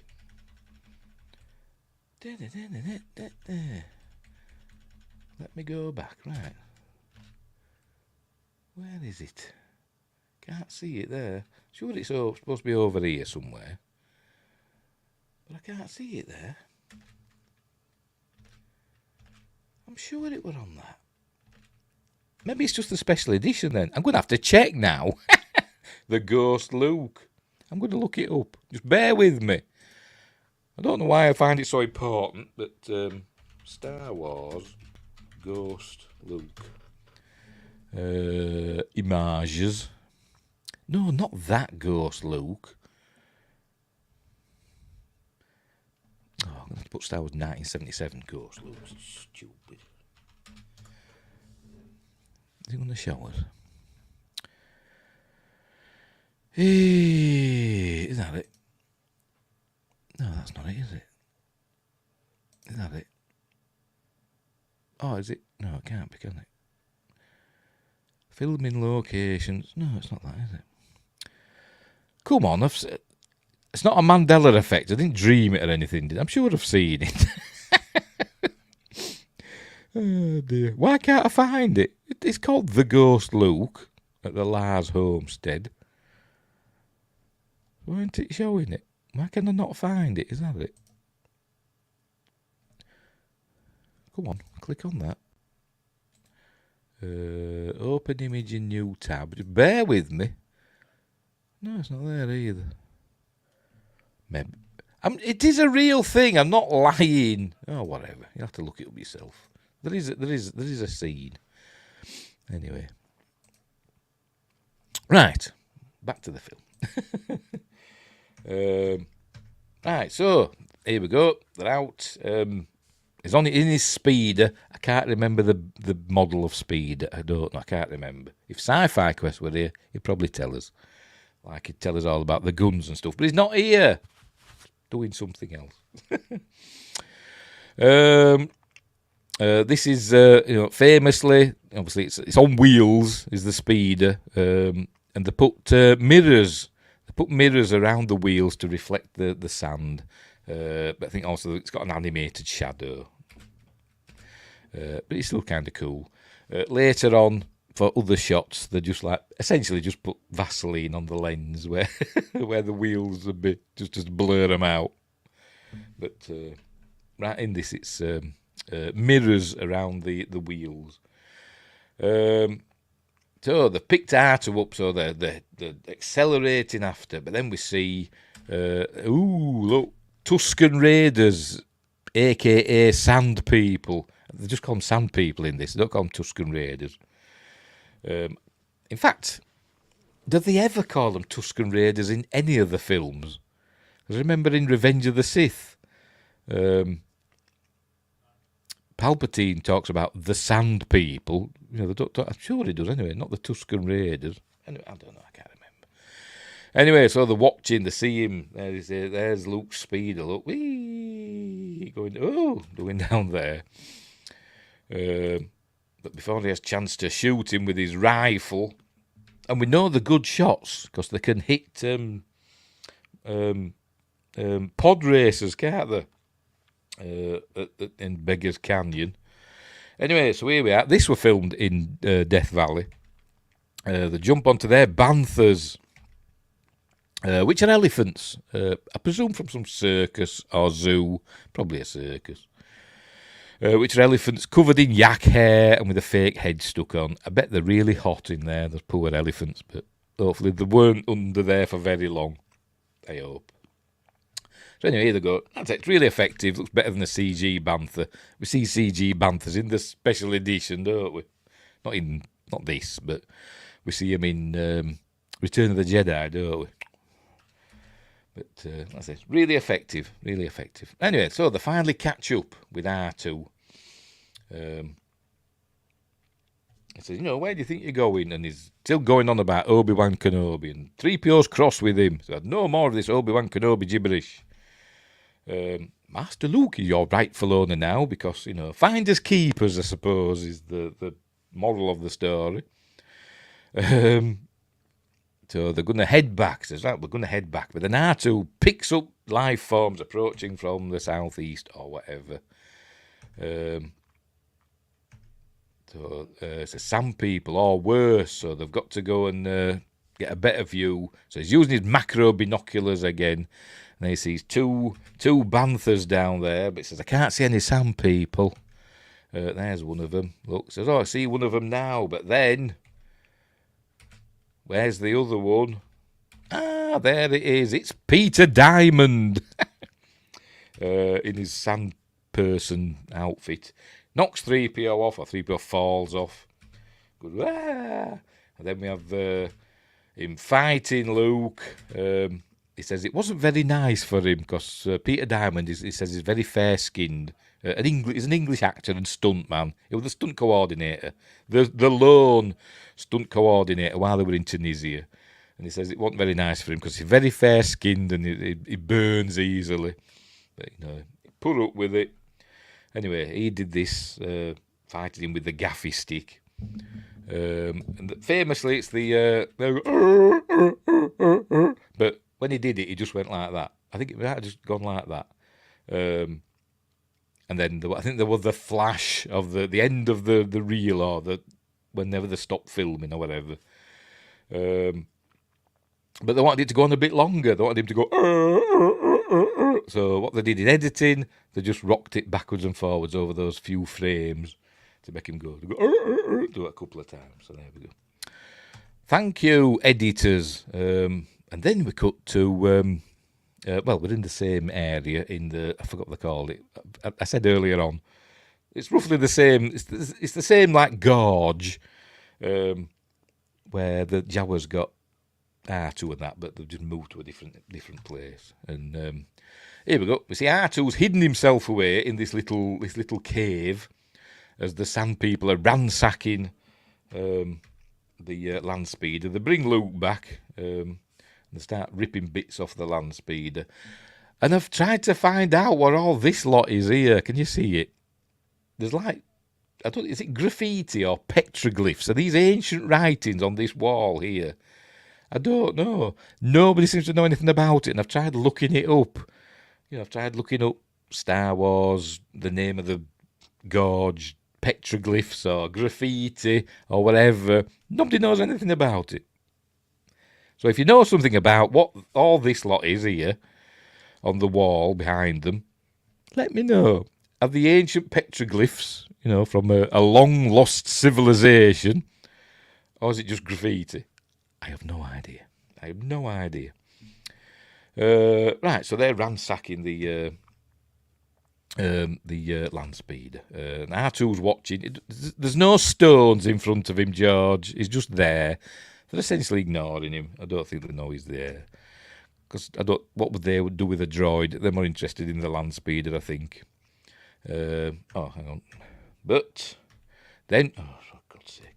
Then we're here. There we go. Hang on. Right. Oh, for Pete's sake. Then, as they're doing that, we hear a roar of a great dragon. The original roar, I don't know why they changed it. I'll go back again a little bit further and I'll play it. This is the original sound of the great dragon. It's, kind of sounds like a monster, doesn't it? That's from a Ray Harryhausen film. But for some reason, they kept changing it. It changed a couple of times, didn't it? Over the course of the special editions and the Blu-ray releases and stuff. And now it just sounds like whoop, whoop, whoop, whoop. And I thought, what? Well, it's like, it sounds like a monster. I don't know why they changed it. George is a bit of an idiot at times, isn't it? There are people that say the real reason for him doing the special editions and changing things so much is so that it was something to do with his wife or something, Marsha Lucas. They divorced very acrimoniously, apparently. And it was something to do with that. He was being spiteful so that she wouldn't get as much, I don't know, royalties or whatever from it. I don't know. Because he was essentially making different films so that she wouldn't get anything from, replays, on streaming or whatever, or video sales from the special editions. Apparently, I don't know. That's what I've heard. Tinfoil hat on. Anyway. But remember, this version of Star Wars that we're looking at tonight is the version that's in the Library of Congress, whatever, for super special films. It's this version, not the special edition, it's this one. And it's this one that won 7 Oscars out of 10 nominations, not the special edition. So I'll get that off my chest. Anyway, right, so we see this doddery old bugger stumbling over the... steady on. Stumbling over the stones. But, some people are easily startled. So off they go. Running off. Are the seals clapping. Anyway, so Obi-Wan arrives. R2's watching, and he does a special magical thing, a bit like we see in Krull, when In-Ear finds Colwyn unconscious. He does something, rubs on his forehead or something, and obviously Krull came after this, so I'm saying they took it from this. But he does a little thing. There you go. You are healed, Luke. Does that, and Luke comes too. And then there's the famous Obi-Wan line, "Hello there. Come here, my little friend," and all that. I don't know if he recognises R2. Maybe he does, but he's not letting on. I think he does. It says he'll be all right. So anyway, Luke comes too. "Rest easy, son. You've had a busy day. My men will build your bridge." Ben Kenobi. Right, so anyway, says, "What brings you out here, Luke?" I won't carry on doing the impersonation. What brings you out here? It says, "This droid, he claims to be the property of someone called Obi-Wan Kenobi. I wonder, was he a relative of yours?" They're searching for his former master, but I've never seen such devotion in a droid before. He claims to be the property of an Obi-Wan Kenobi. Thought he might be a relative of yours. Do you know who he is? And he goes, "Obi-Wan Kenobi. Obi-Wan. It's a name I haven't heard in a long time." And he says, "Oh, you do know him then?" He says, "Yes, of course I know him. He's me." Which is a meme now, isn't it?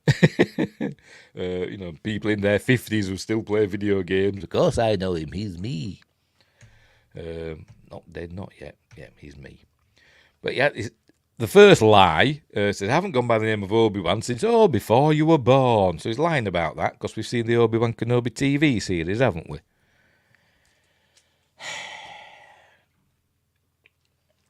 They weren't calling him Ben in that. I'll tell you that for note. Just lies. They all lie. It says, "Right, well, the droid does belong to you." I think Uncle Owen might, have words about that. Remember, he's got receipts from the Jawas. He says, don't recall ever owning a droid. And technically, he did own one, did it? But they were assigned to him, by the Jedi. I mean, he had R4, didn't he? There is no Obi-Wan TV, says Gavin Blackburn. I wish there wasn't. Bloody awful. And funny at the same time. Anyway, where were we? I remember R2 was Anakin's droid, so don't mention that, does he? No, a lie of omission. Just lying all the time. Anyway, goes to looking for 3PO. Because Obi-Wan says, the Sand people are easily startled, but they'll soon be back and in greater numbers. Oh, excuse me. But then he decides he's got to look for 3PO. After R2 reminds him. Maybe Luke does speak binary, I don't know. But anyway, right, so they find 3PO after he fell off the cliff. One of his arms has come off, and then he says, oh, I'm done for, leave me behind. And he says, no, I'm going to save you. And then we have another wipe up to the hovel of Ben Kenobi. So here we are. So he's got the arm back on. Luckily, it's fine. Didn't have to get his welding equipment out or anything. He just plugged it back in. But he's going to shut down anyway. Anyway, right. Where are we? Oh, and he's saying, yeah, that's it. He's talking about his father. It says, my father didn't fight in the wars, navigate on a spice freighter. They're on about the spice out all the time. But that's what your uncle told you. He didn't believe in your father's ideals or whatever. So something like that. There you go. Thought he should have stayed here and not gotten involved. Alec Guinness hated that word, gotten. Because it's an American-y word, isn't it? Gotten. Not gotten involved. And then the first mention of the Clone Wars. What were they? What were the Clone Wars? Although it was just a war, really, wasn't it, of many battles. I don't know why it was called the Clone Wars. Princess wants to go out. Just bear with me. You want to go out? The cheeky monkey.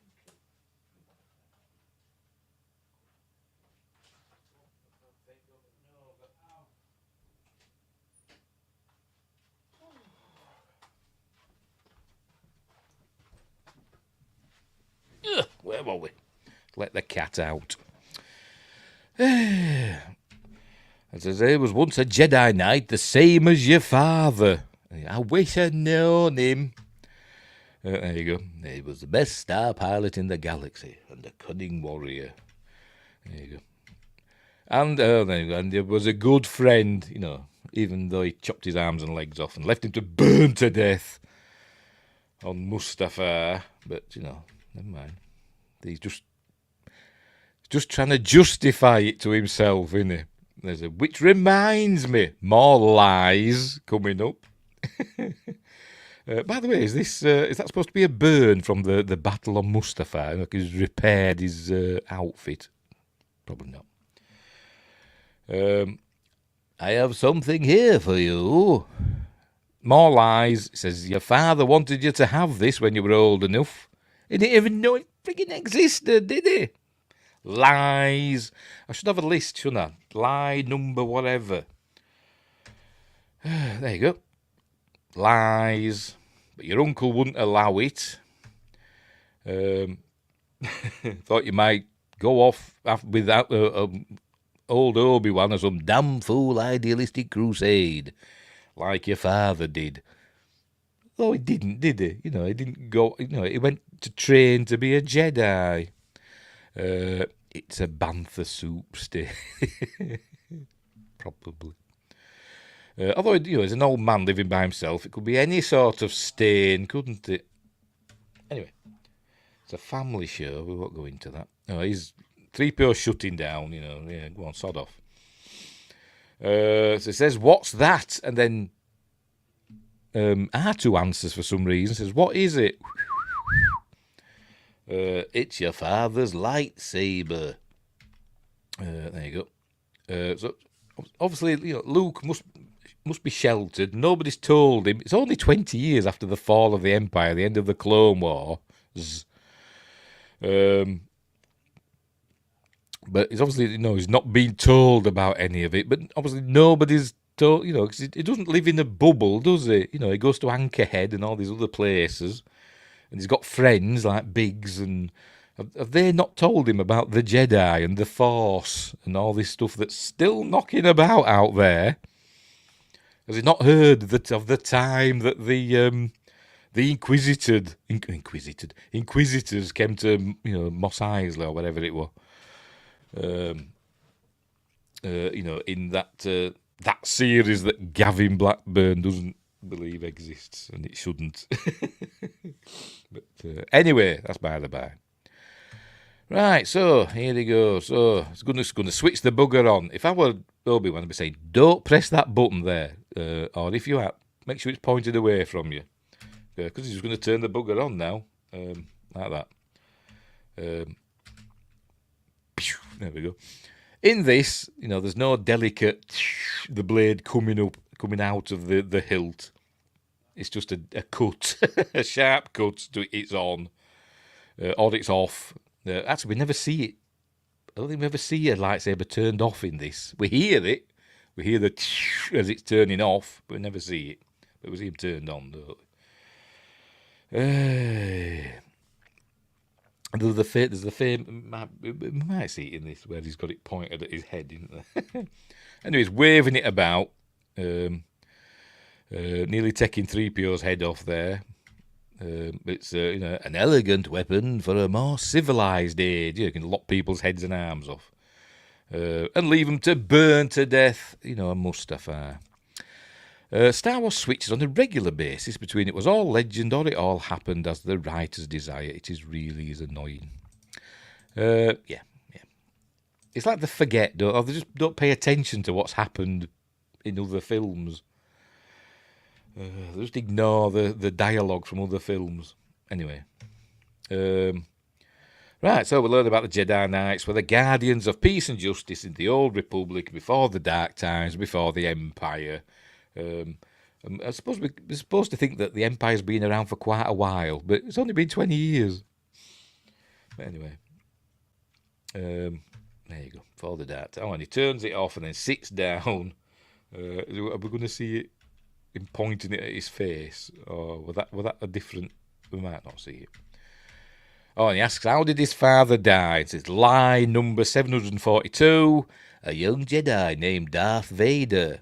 Although, yeah, he became Darth Vader eventually, didn't he? But in this, they're trying to make out that his name is Darth Vader. It's not a title. Darth isn't a title, is it? Yet. And some people say, oh no, I'm supposed to be Luke's father all the time because Darth Vader means dark father. No, it doesn't. Anyway, who was a pupil of mine? Well, your Padawan, wasn't he? Until he turned to evil. But he didn't see himself as evil, did he? But anyway, whatever.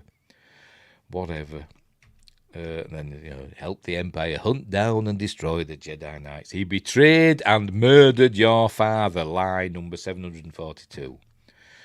None of this your point of view crap. Now the Jedi are all but extinct. So there are some out there. Quite a few of them, to be honest, but it seems. But anyway. And this is where Luke knows nothing of the Force. I've never even heard of it. But he was seduced by the dark side of the Force. And they look, what's the Force? So this is where we learn it's an energy field created by all living things. It surrounds us and penetrates us. It binds the galaxy together. Nothing about midichlorians. Dear. Although we did know about the wills, but was that anything to do with the Force? Because in the novelisation, the little introduction is from the Journal of the Wills. But is that anything to do with the Force, or is that just some weird title that Alan Dean Foster made up. Dunno. So anyway, so it's telling about the Force. There we go, an energy field, blah, blah, blah. So, right. So, it decides to change the subject now. 362 Jedi survived Order 66 so far. The number is rising. Yes, there's lots of them in there. Lots of them. They'll end up saying there were like 10,000 Jedi, and it's going to turn out that only like 20 of them were killed in Order 66. The rest of them just scattered. Like silverfish when you turn the light on. Not that you see silverfish these days, but anyway. Right, so he changed the subject. Right, let's see what you're hiding. There we are. And so he plays the hologram of Princess Leia. So she's asking General Kenobi for help, because he was a general in the Clone Wars, obviously. Her father, not Anakin, Bail Organa, because, they had the sense to hide Leia away and say, oh, call her Organa, but no, Luke stays a Skywalker. Never mind. Jedi are like Hydra. You kill one and get many more. Or you chop one a head off a Jedi and, I don't know. And it grows another one back. 2 back. Or do you mean, Hail Hydra? Do you mean that? Right, so she's asking for help. She says she's telling them about they've got to get to Alderaan because there's some plans or whatever. There you go. Information in the memory systems that is crucial to the rebellion. So they've got to go to Alderaan. But they're going to end up going to Alderaan places. Anyway, so there we go. So he's looking at her thinking, oh, she's fit. I won't mind kissing her. Which he does in a bit. And then the next film as well. And then it gets awkward afterwards. But then the evil face comes on. Shifty. You must learn the ways of the Force if you're to come. He's trying to use, the voice on him probably. If you're to come with me to Alderaan. Using the black speech or the voice from Frank Herbert's Dune. But Luke, he don't want to know. No, I'm not going. I've got to go home because I'm late and, I can't go with you. Because, by the way, all what happens is part of Obi-Wan's plan, in my opinion. Edit that Vader yelling no after the kiss scene. Because he saw him. No! Incest. Anyway, there goes. Says, got to go home. I need your help, Luke. She needs your help. Nudge, nudge, wink, wink. But I can't get involved. But he hates the Empire. But it's all just so far away from here. It says, that's your uncle talking. Oh God, that as well. How am I going to explain this? Because it tells him he can keep the droid. R2. We're going to let him keep 3PO as well. I think that's in the book as well. Sorry, I keep mentioning the book. Tell him he can keep the droid, but it can take him as far as Anchorhead, and then he can get transport to Mos Eisley or wherever after that. And says, you must do what you feel is right, of course. And then there's another line which is edited out, I think. It says, right now I don't feel too good. And I forgot to mention... earlier on, the old, or did I mention it? I can't remember. But the stormtrooper that shoots Leia, set for stoner, she goes, I've set mine to kill in the comic. Anyway. And there you go. So, you must do what you feel is right, of course. And he says, right now I don't feel too good. But they edit that out and do a wipe to the Star Destroyer, I can't remember the name of it. I've forgotten. I keep forgetting. Heading towards the Death Star. There it is. Dun, dun, dun, dun. And then there's a meeting going on. I'm sure somebody knows all the names of all these, but I can't remember. He died quite recently, I think, didn't he? Or in the last year or so, and I can't remember his name either. But they're having a meeting, and one of them is saying, by the way, what's Dr. Ball doing there on the table?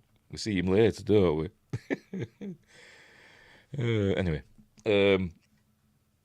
one of the generals or admirals or whatever is saying that the rebellion is more dangerous than you realise, and not to underestimate them.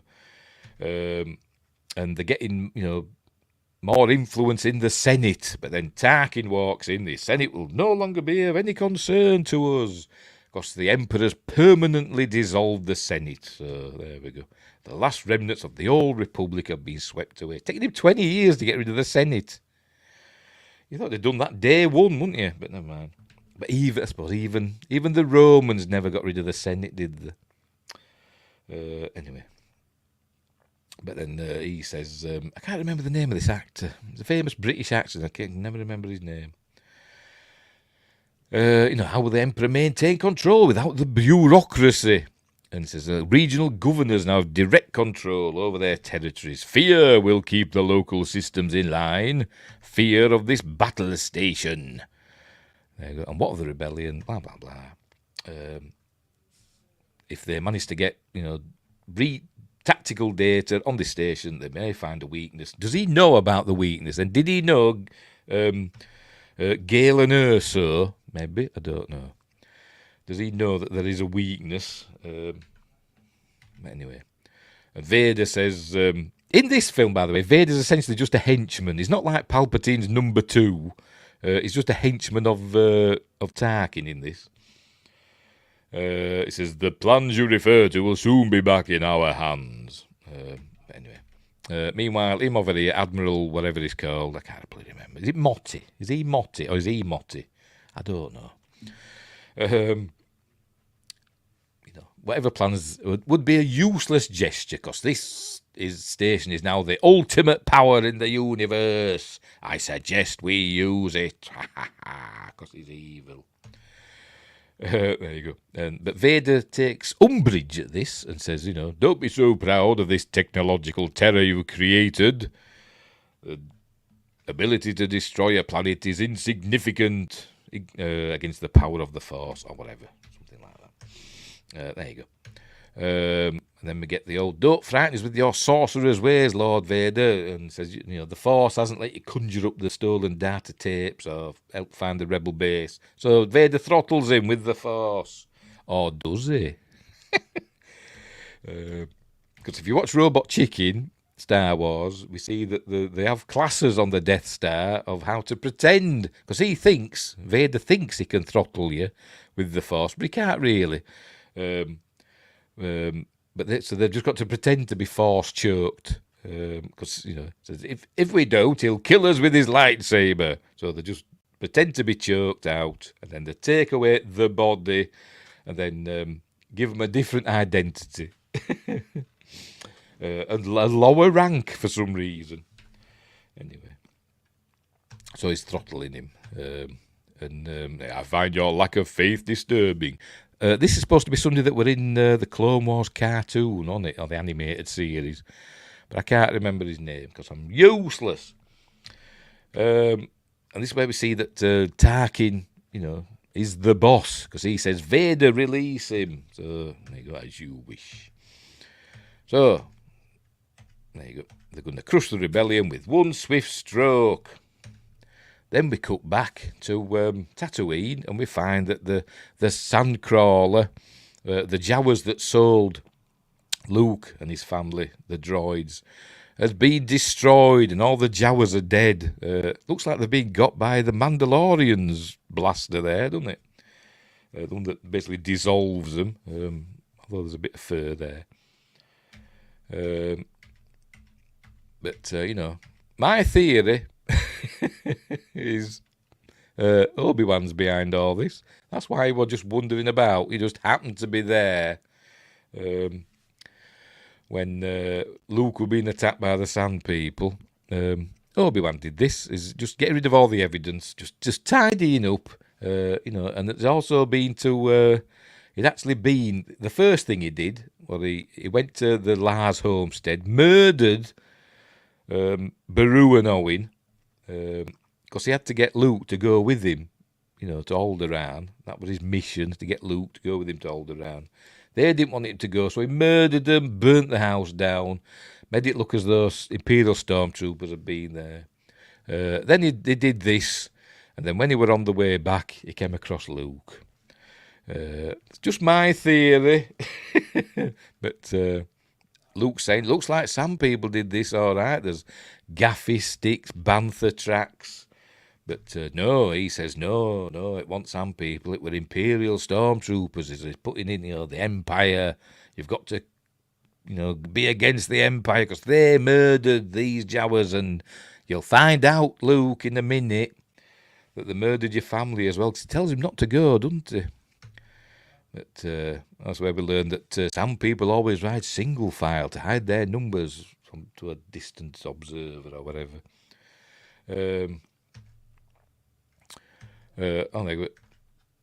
Blast point's too accurate for some people. Only Imperial stormtroopers are so precise.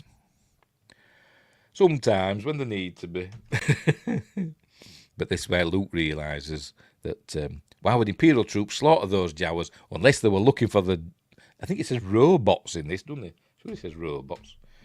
If they track the robots here, I think it says. There you go. Don't call them droids. Anyway. And that would lead them back home. And says, no, Luke, don't go. You might find evidence that it was me all along. But he don't. So off he goes. Heading back to the Lars homestead. I think we find some gruesomeness. He's calling out to them, and then there they are. We see some charred skeletons. There they are. Poor old Uncle Owen and Aunt Beru burned to a crisp. And we know that somebody likes burning people to a crisp, don't we? Somebody called Obi-Wan Kenobi. He burned General Grievous to a crisp, didn't he? And he burned bloody Anakin Skywalker to a crisp, so it's, part of his modus operandi. Stormtroopers. Yeah, of course it was. Anyway, so there we go. So there's nowhere to... no reason for him to stay on Alderaan now, so off he goes back. But meanwhile, on the Death Star, Princess Leia's going to be questioned by Dr. Ball. We will discuss the location of your hidden rebel base. And here comes Dr. Ball. Hang on. Go back a bit. We see him come round the corner. It's like somebody holding it just round the wall as it comes round. Hang on. So it looks kind of awkward. Yeah, there's it comes round there. Somebody's holding it just behind the wall out and just get it round there. There we go. I bet you can see their arm. I think you can see their arm there. Look. There it is. Dr. Ball. Presumably it's going to fill her full of drugs, which probably Carrie Fisher around that time probably wouldn't have minded, to be honest. But she's going to sniff some, Does it have to be injected? Yes, it does. Now, is this the mind probe, or is the mind probe his force mind probe? I don't know. Or the drugs just to make her more susceptible to a force mind probe? Don't know. Why doesn't he realise she's his daughter? Don't know. Because she's not. It's all a lie. Anyway, so she's being questioned. Anyway, Luke's got back at the Sandcrawler. They're just burning the Jawas. There you go, 3PO's there. Just unceremoniously dumps it onto the flames. Go on. There you go. Dump. Pfft. Dignity in death. But anyway, right, so Obi-Wan's feigning concern. You'd have been killed too. There was nothing you could have done, Luke. You would have been killed too, and the droids would now be in the hands of the Empire. So then he says, I want to go with you to Alderaan. There's nothing for me here now. I want to learn the ways of the Force and become a Jedi like my father. And there we go.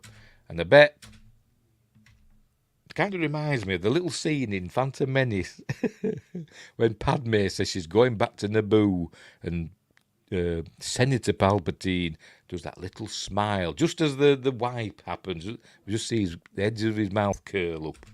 A bit of that there, look. Bit of that there, look. Yes. Everything is proceeding as I have foreseen it.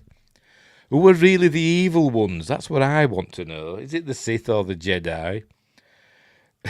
Maybe Anakin had it right. Anyway, right. So they're bombing off across. Oh, they've got seatbelts on across the desert wastes, and another meme coming up. There they are overlooking Mos Eisley Spaceport, as it's going to show us. There it is, Mos Eisley Spaceport. You will never find a more wretched hive of scum and villainy. We must be cautious. Is it going to show it? There it is. Which actually looks quite nice there. That's it, it's nice, crisp. I remember watching it on the VHS. It was always just a blurred whatever. I know in the special edition they had ships taking off and stuff, and it looked better, didn't it?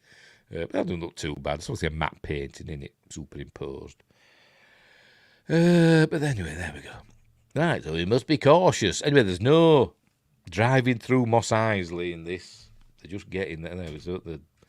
No creatures scurrying away. They just arrive. There we go. And this is the famous. They do drive through Mos Eisley, but just not as much. The famous is that the one that were in Luke's garage? Looks like it. That 3PO were hiding behind. I think it is. Oh look, there's that droid. Look, that the Sam people were trying to sell. So obviously they must have got rid of it, unless there's a few of those on Tatooine for whatever reason. What they're for, I've no idea. Anyway, right. So here they are. Here they come into Mos Eisley Spaceport. They get flagged down by some stormtroopers. Are stormtroopers usually on Tatooine? Is there a garrison there? Or are these from Darth Vader's Star Destroyer? Because they've sent a detachment down to retrieve the Death Star plans. So have they just left them there and then sodded off in the Star Destroyer? Have they got a ship? If they find the plans, have they got a ship that they can catch up to the Star Destroyer, go to the Death Star with? Don't know. Anyway, so they're waving them down. So it says, how long have you had these droids? And so, 3 or 4 seasons. They're for sale if you want them. And he says, I forgot what he says. That's it. He says, let me see your identification. You don't need, just using the Force on him. You don't need to see his identification. These aren't the droids you're looking for. You can go about his business, blah, blah, blah. Move along. So, right, so off they go. So it says, move along. There we go. And I always remember, and I'm going to mention it again in the book. I think Luke looks back and sees that the stormtroopers are arguing amongst each other as to what's just happened. Why did the captain or whatever rank he is let them go? And it's just, oh no, but they don't run after them and catch up to them. Right, this is the scene where they've just rubbed Vaseline on the lens of the camera just to hide the wheels and put like a bit of a animated shadow underneath. But you can see that, and it goes past this droid. You can see the blur of the Vaseline. There you go. But it's not. It's the dust and it's the repulsor field. Anyway, right, so they've arrived at the cantina now, and this is 3PO being racist. I can't abide those Jawas, disgusting creatures. This is a racist, isn't he? Luke doesn't understand how they got by those troops. Thought they were done for. And Obi-Wan explains that you can bend people's will with the Force, it's mind control, basically. Who are the good guys? I don't know.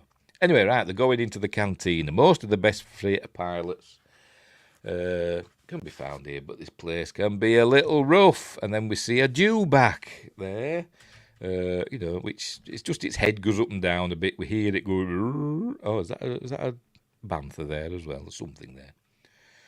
Obviously, in the special edition, they animate it a bit more, but in that, it's just its head moves a little bit. Even 1977, bloody hell. Right, and then we get the famous cantina scene, which everybody loved except George. He didn't like the masks for some reason. I don't know why. And Rob Bottin worked on this, by the way. And I think the other one as well. Rob Bottin and... I forgot his bloody name now. Did American Werewolf in London. It'll come to me. Just bear with me. He did King Kong and all. Oh, I can't bloody remember. It'll come to me. Seen lots of different aliens. It's all cool. Oh, bloody hell, what's his name? It's annoying me. Anyway, but apparently George wasn't impressed, particularly with stuff like this. It looked like somebody with like a bat head. And it looked like something from Sugar Plum Fairy or whatever, something rubbish. There's that fella. But, it looks fine to me. But no, George went in changing things for some weird reason. Is it going to show one that's changed? I don't know. There's...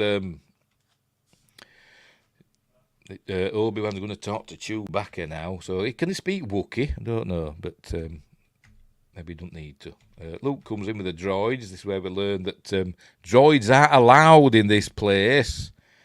So Luke doesn't want to argue about droid rights, so he sends them away. Ironically, by the time the Mandalorian is going, this place is run by droids.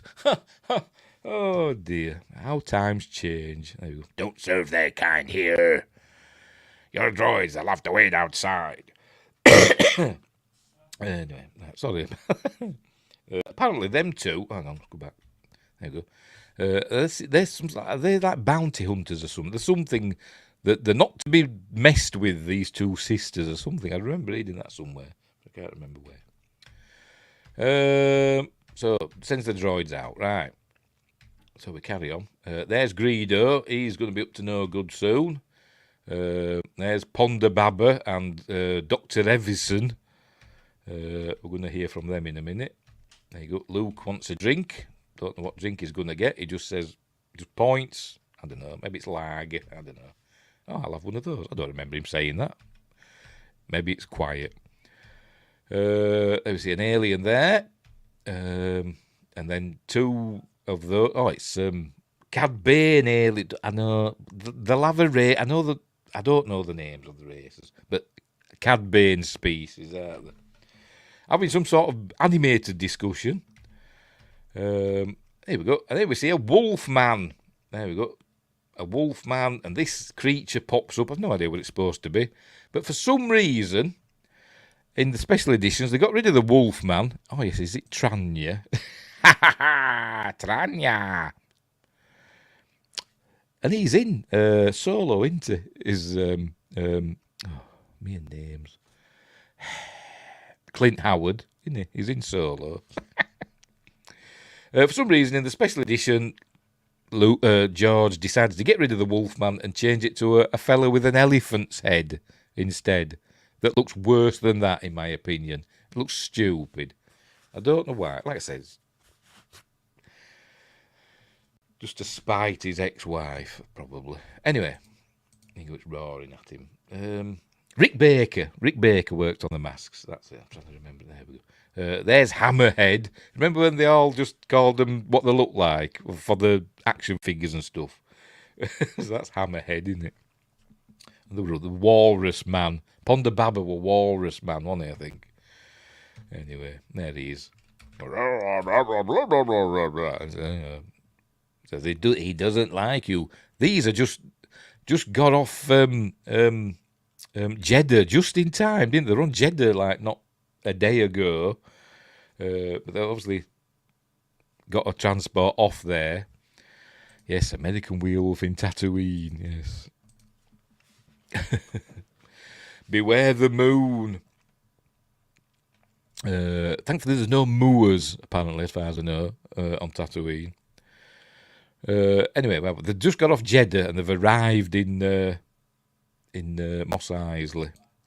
So anyway, he's talking about... it's actually saying, I like your hair. If you watch Robot Chicken, said, oh, I like your hair. But Dr. Evison's having a laugh. Says, he doesn't like you. Says, sorry. Says, I don't like you either. Better watch yourself. I have the death sentence in 12 systems. There you go. Apparently Dr. Evison did illegal surgery or something like that. And I don't know what Ponda Baba did. In Robot Chicken, he's an architect, isn't he, or something, a graphic designer or something, that he can't do anymore because he gets his arm chopped off. But says, I'll be careful then, you'll be dead. And then here comes Obi-Wan to save the day. This little one's not worth the effort. Come, let me buy you a drink. Let me get you something, whatever. So anyway, Luke gets thrown across and pulls out a blaster. And we hear the bartender say, no blasters, no blasters. But then the lightsaber comes out. And here it comes. Bzzz, and he just like that. There you go. Then just chops arms and legs and whatever off. I don't actually know. It chops Ponda Baba's arm off. He actually chops his head off as well. There is actually behind-the-scenes footage of Ponda Baba's head on the floor, with blood and stuff. It's for kids. There it is, look. So Ponda Baba pulled a gun out, but I thought it was supposed to cauterise, wounds. Maybe out on the lower setting. Just a dismemberment setting. Anyway, so he's looking very pleased with himself there, isn't he? Oh, look, Greedo's peeking over his shoulder. Good work. Anyway, so there we go. Then we hear we never see the lightsaber retract we just hear it. And everybody goes back to their drinks and just leave the dead bodies on the floor. Not all species keep their genitals in the same place. No, they don't. Oh, look, there's the praying mantis in the corner. It's the first time I've noticed it, actually. I saw it today. I've been watching the documentaries and stuff today. And I saw it, in the behind-the-scenes stuff. It's the first time I've noticed it there in the corner. The praying mantis. Alien. Anyway. Right, so. He gets Luke up. Luke says, I'm all right. Obi says, I didn't ask you. There you go, I'm all right. Don't care. Chewbacca here is first mate on a ship that might suit us. Does Obi-Wan know Chewbacca, by the way? Because Yoda knew Chewbacca, didn't he? So, I know that don't mean Obi-Wan will know him, but, he might have done. I don't know. So, they're looking at the body parts on the floor. I presume somebody's moving them out of the way. But then somebody comes out and grasses up what's going on inside to the stormtroopers. 3PO doesn't like the look of this. There you go. So, meanwhile, taking requests. Same songs, play the same song again. Okay. No, they're playing a different song now, aren't they? So make sure we're still going. Yeah.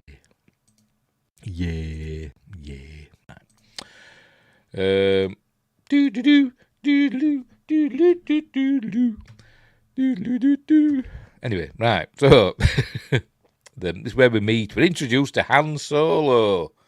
Remember, he got his name because he was by himself. Han Solo, captain of the Millennium Falcon. If you get like a ship, or if you buy yourself a ship, and can you just call yourself captain? No, does that rank have any weight that you've just given yourself because you just bought a ship? Dunno. Anyway, so They're going to rent the Millennium Falcon. He's never heard of the Millennium Falcon as Obi-Wan Kenobi. It's the ship that did the Kessel Run in less than 12 parsecs. Of course, a parsec is a measure of distance, not time. Hang on. Didn't he add a song in the special edition too? In Return of the Jedi he did, didn't he? That bloody awful Jedi Rocks. But I don't think in this one he didn't, did he? God. Bloody awful. I have a canoe, and yes we can. I can row a boat, canoe. It's a Mystery Science Theatre 3000 joke there. Anyways, never heard of the Millennium Falcon. It's the ship that did the Kessel Run in less than 12 parsecs, which is a measure of distance, not time, but never mind. I think they try to explain it, don't they, in Solo. There's a certain route in there to get to Kessel through that cloudy area with the black hole or whatever, the Maw. But they took a shortcut, didn't they? So that's what made it less than 12 parsecs. Parsec's about 3 light years, and it's just over 3 light years as a parsec. Parallax second, it stands for, something like that. Anyway, so we learn it super fast. Can make 0.5 past light speed. Is that all? Anyway. Right, so it's fast enough for him. So what's the cargo? Only passengers, himself, the boy, 2 droids, and no questions asked. Because, he's kind of a dodgy bugger, is Obi-Wan. Is it some kind of local trouble? He said, no, we just don't want any Imperial entanglement. So he says, right, so it'll cost you 10,000 all in advance. 10,000 whatevers. I don't know what. But Starbacks, space books. Won't be Republic credits, will it? Republic Dactaris, whatever the hell they call them. I don't know what it is. 10,000 thingamabobs, all in advance. And Luke is, agog. 10,000, we could almost buy our own ship for that. So, who'd fly? You? Says, yeah, bloody well could, matey. But Obi-Wan said, calm down, Luke. Bloody hellfire. You're going to get us killed.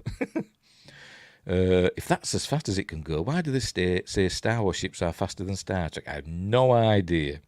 Probably because they can get across the galaxy in no time at all, can't they? Anyway, because hyperspace, maybe it's in normal space it can get 0.5 past light speed, but in hyperspace it's different, isn't it? Or whatever. Right, where were we? So he calms down, says, I can give you, I forgot what he says, I can give you 8,000 now. Is it? I can't remember now what he says. Hang on. 2,000 now. Oh, dear. How many times have I seen this film? And I must have seen this film hundreds of times, and I still forget things. 2,000 now, and 15,000 when they reach Alderaan. So I think he's hoping that somebody on Alderaan will be able to pick up the tab. Or maybe he's got some money stashed on Alderaan. I don't know. But anyway, so 17. So he's getting more than he bargained for. Because, an offer he can't refuse. So he says, fine, right, okay, Docking Bay 94, we'll leave as soon as you're ready. So 94, okay. Anyway, some stormtroopers are coming. There we go. There we go. Pointing. It was him over there, look. It was him. Do we see... I forgot her name. There's a lot of conventions in the UK. Oh, what the bloody called? She was in Space 1999 as well. I've got her autograph. She's in the background somewhere. Pam Rose. Pam Rose is in here somewhere. She's got an action figure. He should have stashed money there in the Obi-Wan series. Yes, maybe he did. Maybe that's why he knows. He's got 15,000 Starbacks there. There she is. Oh poo. That's Pam Rose there. Lovely lady. I met her. She was in Space 1999 as well. And Superman, the movie.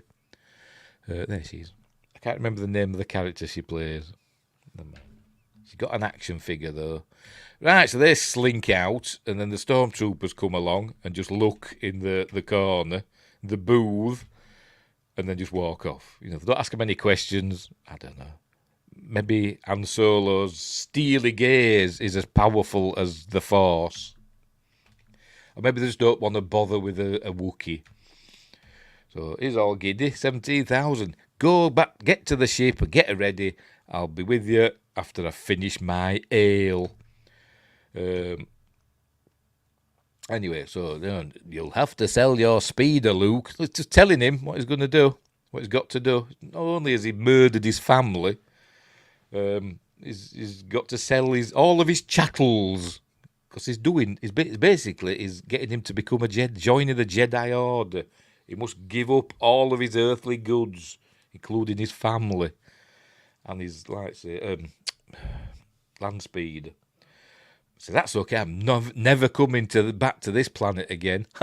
Want to bet, Luke? Anyway, right. So here comes Greedo. We first meet, not first meet, but we will meet again in the past. In a deleted scene from Phantom Menace, we see him as a kid, picking on young Anakin Skywalker. And in the deleted scene, he's told, Greedo, you're going to have to watch out or you'll come to a sticky end. And this is the sticky end he's about to come to. A couple of people played Greedo. The one that charges the most at conventions for autographs is Paul Blake, who a bit of a knobhead, if you ask me, but never mind. I didn't like him. When we met him, I didn't like him. A bit full of himself for a bloody glorified extra. But anyways, encounter Greedo. So Greedo works for Jabba. There you see he's got a gun pointed at Han. As I said, there's two people. There's behind the scenes footage, photos of Greedo's. There's one. Obviously, it's a woman playing him because it's like you see the feet, and he's got women's shoes on. Unless it's a fella that just likes wearing women's shoes, I've no idea. But anyway, not sure Harrison wants to be called a sticky end. Just ask Carrie Fisher about that. Anyway, so he's speaking to, is it Huttese? I don't know, but he's speaking to Han in his own language. Han Solo is multilingual. He understands any language spoken to him. I bet he understands the droids as well. The astromechs and everything. He understands Chewie, he understands Greedo, understands Jabba. He's just amazing. Maybe he's got a Babel fish in his ear. He must have. Anyway, so here we go. So he owes Jabba money. So he says, well, I've got this job now, and I pay him with a little extra and all that. But he says, Jabba would rather have your ship. And here we see he's getting his blaster ready. Remember his blaster that were given to him by Woody Harrelson? Why? We don't need to know. But anyway.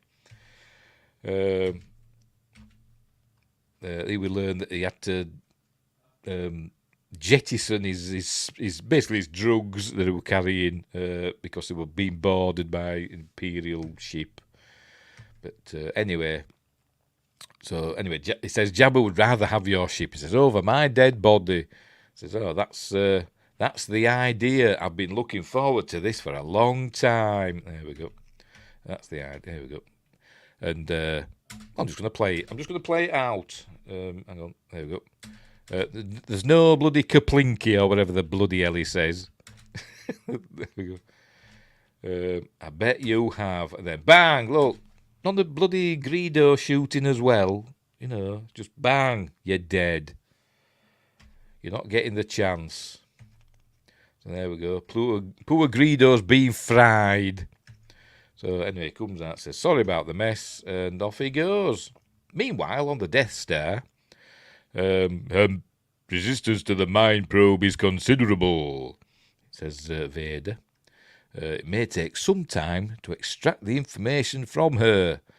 And then he comes along. I'm going to have to check his bloody name. Cast. Who else we got? Oh, was it Sheila Fraser as Amber? Oh, no, Don Henderson. That's who this is. Don Henderson as General Taggy. And who else have we had? Richard Le Parmentier as General Motti, the one that got force choked. That was General Motti. I thought he was an admiral, but anyway, never mind. The fellow in white was an admiral, wasn't he? Anyway, right, so this is Don Henderson as General Taggy. Where were we? He's saying, the Death Star is fully operational and all that stuff. All systems are super duper. So he says, okay, maybe she will bend to another form of persuasion. He's telling him, final checkout's complete. There we go. So they're going to try an alternative form of persuasion. Anywho, right, so some Imperial troopers are heading down this down this alley. He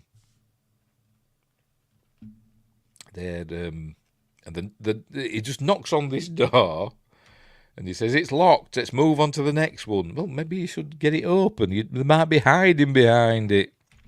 But obviously the rubbish. But 3PO and R2 are in there, and they just look out. Maybe they just answered the door because they knocked, didn't they? And he says it's locked. Let's move on. So maybe they just answered. They heard the knock. Say hello, because he's like a butler, isn't he?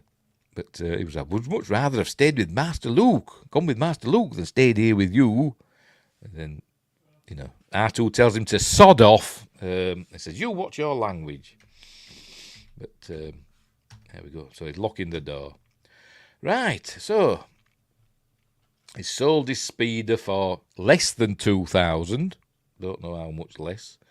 We see various aliens. I think we see Greedo knocking about, even though he's dead. All Rhodians must wear the same clothes. A hunchback there, look. They just delved into the costume cabinet, didn't they? The box. We've got a hunchback. We've got a hunchback costume. It's right. Just give it to somebody. We found some ostrich legs we can do in the foreground. Look, hunchback. Look. Oh dear. And a robot that's kind of spazzing out a bit. Look. Anyway, never mind. But he says, I have enough to cover the rest. So he sold his speeder. Right, but then they're going to get there's Greedo. Look, there's Greedo. He's wearing the same clothes and everything. There he is. Look. So all Rhodians must wear the same clothes. I think we saw him in the cantina as well, didn't we? Was that Andor? Is it Cassian Andor? Might be.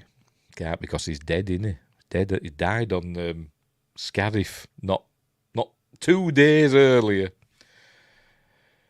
Anyway, right, so off they go, but they're being followed by a dodgy chap, a dodgy alien with a squeaky voice, there he is, and a face that looks like a BBC. Sorry. He's here again, look, Cassian. Right, so there they are, heading to Docking Bay 94. I'm just checking the background because I don't usually pay that much attention because I don't usually freeze frame as I'm going through a film. And if you notice, there you go. It actually says 94 there in stylized numbers. There you go. And there we go. So they're being grassed on now. He's going wink, wink, wink, wink, wink, wink, wink. There's this alien. I'm sure he's got a name and species and all that stuff. It's either Cassian and or someone else. Very good, Wingrace. The master of puns. Anyway, right. So, here they come down these steps. As you see there, R2 struggling a bit to get down the steps. I wonder how they did this. Is this like just Kenny Baker just seconds away from falling down these steps? Are you watching? Oh. Hang on. No bloody little rocket motors there, has he, to get himself down some steps? No. Maybe he uses them now because we see him appear bottom of the screen. There he is. He soon got down them, didn't he? We're only halfway down. He used his little rocket engines, didn't he? Right, so they've arrived at the Millennium Falcon. There was a scene that were cut out earlier on that were put back in the special editions where Solo meets Jabba. Famously filmed with a human. I forgot the name of the actor. I think he's an Irish actor. Before they decided what Jabba were going to be, so they filmed it with a human, but they didn't need it because all the information about what were going on, that Jabba's put a price on his head and all that stuff. So basically, he's a marked man now with Solo. And we knew all that from the canteen, so they didn't need that scene, but George put it back in because George knows best. He doesn't. He just got too much power. Can't wait for CGI Jabba. When he stands on his tail, the most ruthless gangster in the Outer Rim. I'll just stand on his tail and make him go. Bleh! Anyway, they've arrived, and Luke's not impressed in his Clint Eastwood poncho. Says, "What a piece of junk!" And it's this way. It says it makes 0.5 past light speed. There we go. He'll make 0.5 past light speed. Plus, he's made some other modifications, but he ain't got the escape pod or whatever the hell it was at the front anymore, has it? That we saw in Solo. It's only been having a gunfight already in there, or is that for later and they forgot to cover it up? or is that on the ship? Is that on the ship? Oh, it is, isn't it? That's on the Falcon, isn't it, that? So he's been in some scrapes before. I thought it were on the wall behind, but it's actually on the Falcon, isn't it? Anyway, I wonder which docking bay Pelimotti, I forgot her name. Her that's in Mandalorian. Which one's she in? Because she's at Mos Eisley, isn't she? Or is it Mos Espa? I've forgotten. George is going to have them make him an AI which can continue to tinker for 1,000 years. Yes. Or suffer the agony of as Star Wars is slowly tinkered to death for 1,000 years. Anyway. Right, so you got it where it counts, kid, but they're rushed, so, if you can just get on board, off you go. And we see his disdain for 3PO already here. Says, hello, sir. There we go. Ah, fuck off. Right, the stormtroopers are coming. Dun, dun, dun, dun, dun, dun, dun, dun, dun, dun, dun. Here they come with his big, massive gun. This is where the bad guy goes, whack, whack, whack, whack, whack, and points. Right, which way? Load your weapons. So here we go. Stop that ship, blast them. I love this scene, actually. I love this scene. So they're shooting at him. And I just love all the explosions going off. I think it's ace. That blaster's got some real force, hasn't it? Anyway, so blaster fight going on. Pew, pew, pew. Chewie, get us out of here, he says. And then we have a mysterious, ghostly figure in the background. Because you see, they're all strapping themselves down now as they're taking off. But then, in a minute, obviously, off it goes. Look. But then as they're rising up, here we go. Hang on, let's go back again. There we go. Oh, I missed it again. You just see it there. It's behind me, actually. You can't see it because of me. But there we go. Who's that there? Who's that? Is it supposed to be Obi-Wan? Or is it a crew member? Not of the Millennium Falcon, I mean of the film. But just somebody there in the background.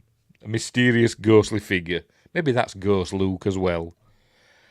Who wasn't there for some... It might have been earlier in the film. When we've done, I'm going to go back and find it. I'm going to go find that bloody Ghost Luke, I am, tell you. The blaster can't have force. Han doesn't believe in it. That's true. Because it's all a lot of simple tricks and nonsense. Anyway, so they're going. Here we go. Heading into space. Because, it's Star Wars. Right, so there's there we go. Imperial cruiser on their tail. Two of them, look. But luckily, he knows a few manoeuvres. It'll take a few minutes. There's two more coming, look. It says, watch your mouth, kid. You find yourself floating home. But we'll be safe enough once we make the jump to hyperspace. Plus, I know a few manoeuvres. There we go. Are you ready for these manoeuvres? Here they come. Hang on. In a minute. Hang on. Your buddy, the skip is too skippy. There we go. Here's the manoeuvres. Are you ready? Wow, look at those manoeuvres. Boy, this guy really has some manoeuvres. Didn't do anything. Here's where the fun begins. Remember, this was before the days when they could have ships going and moving about. It was basically the camera moving rather than the models. Anyway, right, a few moments to get the coordinates from the Navi computer, but, without precise calculation, we fly right through a star or bounce too close to a supernova. That'd end your trip real quick, wouldn't it? None of this, why don't we just fly through it? I don't know. The Holdo manoeuvre and all that. Never mind. Right, so, anyway, go strap yourselves in. They're going to hyperspace. Dun, dun, dun, dun. Right, the Death Stars arrived at Alderaan. So they've got Princess Leia there, marching her to the control room. He just, enters. It says the glaringly obvious. We've entered the Alderaan system. I think in the book, it does say that. It says, they can see the planet there. But, he just feels it's his duty to announce that, even though they know that they're there. Right, so he's threatening Leia. It does say Leia. Hang on. I think, just let me see if I can, if it is this bit. It says Princess Leia. Oh, I see where she's insulting him in an English accent for some weird reason. No idea why. Recognise your foul stench when I was brought on board. But anyway, here we go. Charming to the last. Right, so, surprised you had the courage, blah, blah, blah. Right, we've got Princess Leia. So, it just said Leia. Are you listening? Princess Leia. There we go. Princess Leia. Not Leia, it's Leia. It's not L-A-Y-E-R. Anyway. So, he's going to test out the Death Star on her home planet of Alderaan. Unless she tells, but if she tells him the location of the hidden rebel base. So, there you go. But, we're a peaceful planet. We have no weapons, but apparently they do. But, whatever. So she says it's Dantooine. There you go. Wherever that is. Is it related to Tatooine? I've no idea. I think in the comic they say Tatooine. I'm sure they do. But Dantooine. And have we ever seen Dantooine, in anything else? Probably in the books, I imagine. Anyway, hang on. Windrush says they'll never predict my straight line manoeuvre. Yes, that's what he did, didn't he? Straight line manoeuvre. They'd expect him to be weaving about, zigzagging, but nope, going straight. They'll never guess or do that. Anyway, she says Dantooine. They're on Dantooine. So he says, see, she can be reasonable. You may fire when ready. So there you go. Because she is evil. Dantooine is too remote to make an effective demonstration, but don't worry, we will deal. I can't roll my R's like Peter Cushing. But it says, we will deal with your rebel friends soon enough. I can't roll my R's. I'm sorry. Because I've got ankylosing. Look it up. We've seen Dantooine on a game or two, I think. All right, cool. But no. So they're going to blow up. There we go. getting ready to, oh, for God's sake, get ready to blow up Alderaan, pressing all the buttons, no railings, because they don't have railings in the Empire. And there it goes. Have you noticed in this one, it just goes from the end of there, but I think in Return of the Jedi, it actually comes out of the hole there, doesn't it? So does that mean it's more powerful? I don't know. Or did they just forget? I don't know. But anyway, there you go. Tatooine. Alderaan's blown up with a bit of sparks coming out there. Look. So that's the end of Alderaan. And there was another little scene at the end. I think they did it like view from the control room. The seat blow up from the control room. And she says, "And you call yourself humans." Anyway, oh look, he's got heartburn. Ooh, crikey. So if every time I get heartburn, does that mean a planet's blown up somewhere in the galaxy? Could be. They turned on Alder off. Oh dear. Anyway, he's got heartburn. So, you know, says, ooh, heck.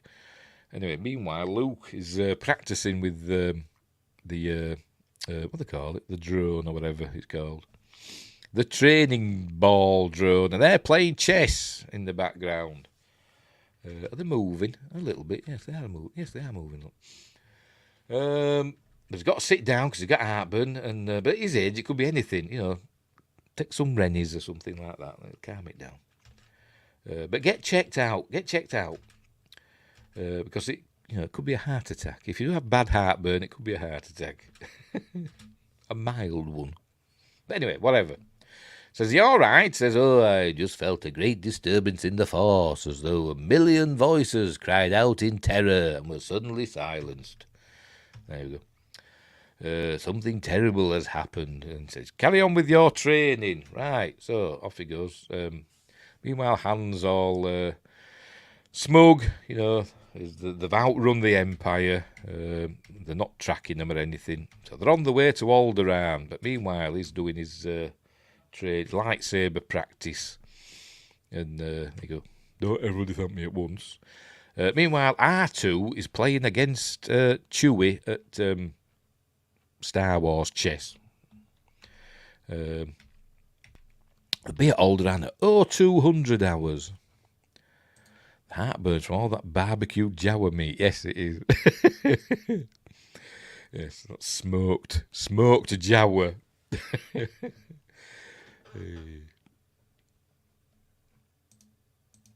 Right, so they're playing chess and having fun. And 3PO says, "Be careful now." Anyway, so here we go.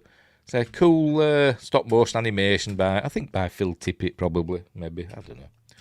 But I think it was Phil Tippett that did it. Because they redid it, didn't they? Were it in Solo? They recreated this scene, didn't they, in Solo, and did it the same way as well, didn't they, with stop motion rather than CGI. But anyway, so R2 wins. There we go. I don't know. I presume he wins, but there you go. So he's killed.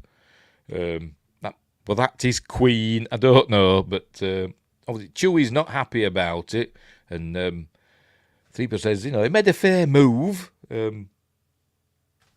Stop crying, you big girl's blouse. And then Han says, let him have it, because it's not wise to upset a Wookiee. He said, well, nobody worries about upsetting a droid. He said, that's because droids don't pull people's arms out of the sockets when they lose. Wookiees are known to do that. But not Chewie, because he's a bit of a wimp, isn't he, compared to other Wookiees we've seen. I think he is. So, anyway, I suggest a new strategy, R2. Let the Wookiee win. So, a nice bit of comic relief there, just after the planet's blown up.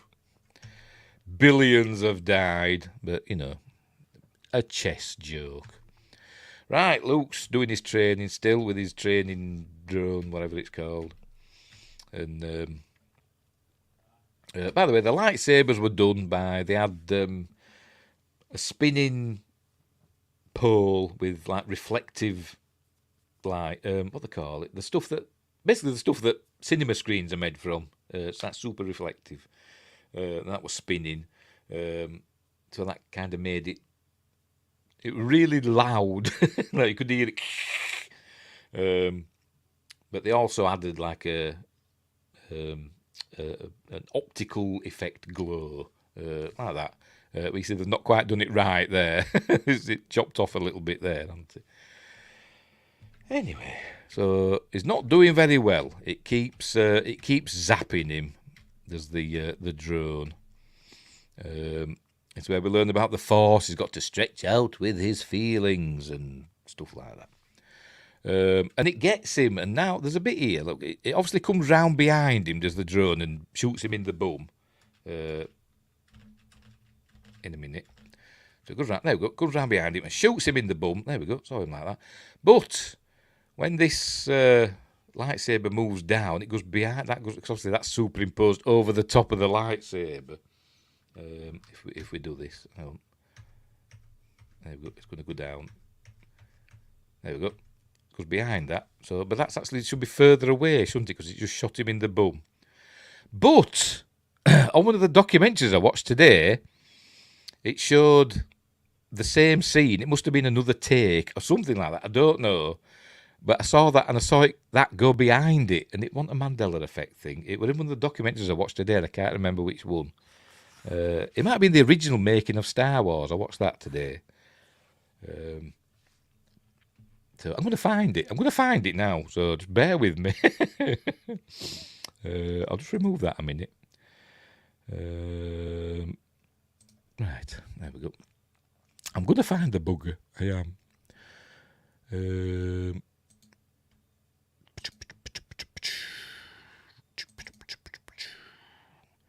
Where are we? Here we go. We've got to find it though. Got to find it amongst all this lot.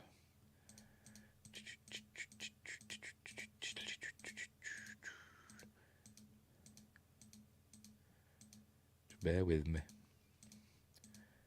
Bear with me. It might not be in this. I'm sure it was in this. But I don't know whereabouts it was.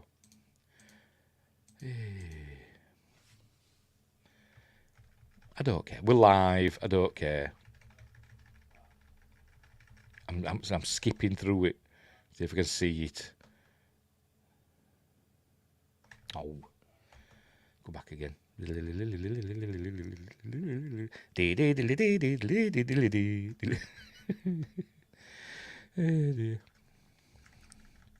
it's not that one. It's not that one. Not that one. Might not have been this one. Might have been one of the other ones.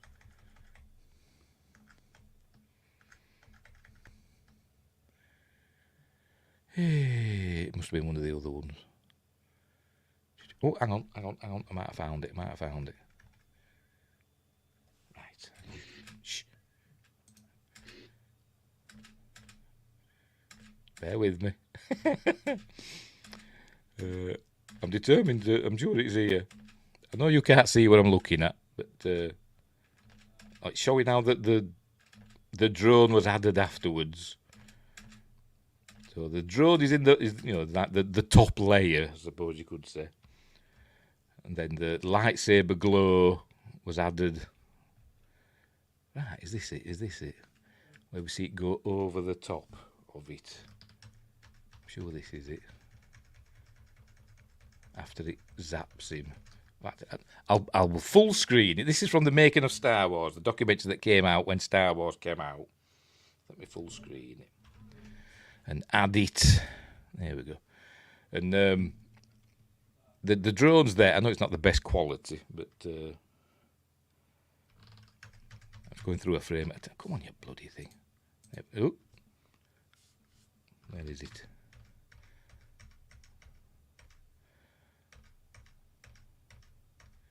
Where is it? Or did I not see it right? Hang on, let's just check.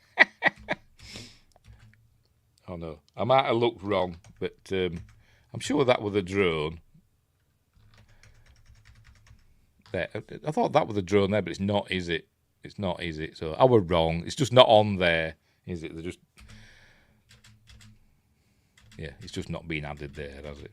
Sorry, I thought that was it when they were watching it earlier on. I'm wrong. Okay, I'm wrong. Let's admit it. Right. Okay, where were we? Film Film. Right, so here we go. Back into the film. Oh, bloody hell. Right, so there we go. So he's been zapped. He says, got to. Oh my, hokey religions and ancient weapons are no replacement for a good blaster at your side, kid. No match, that's it. For a good blaster at your side, kid. Oh no, we do see the lightsaber being turned off. I forgot because he just turned off. It's off. There's none of this, apart from at the end when we see Obi-Wan do it, when he just basically turns it into the camera. But never mind that. It's on. It's on and off. It's like a torch, isn't it? Essentially. Anyway, so it turns out you don't believe in the Force, do you? You says no, because it's all a load of bollocks. But changes his tune later, doesn't he?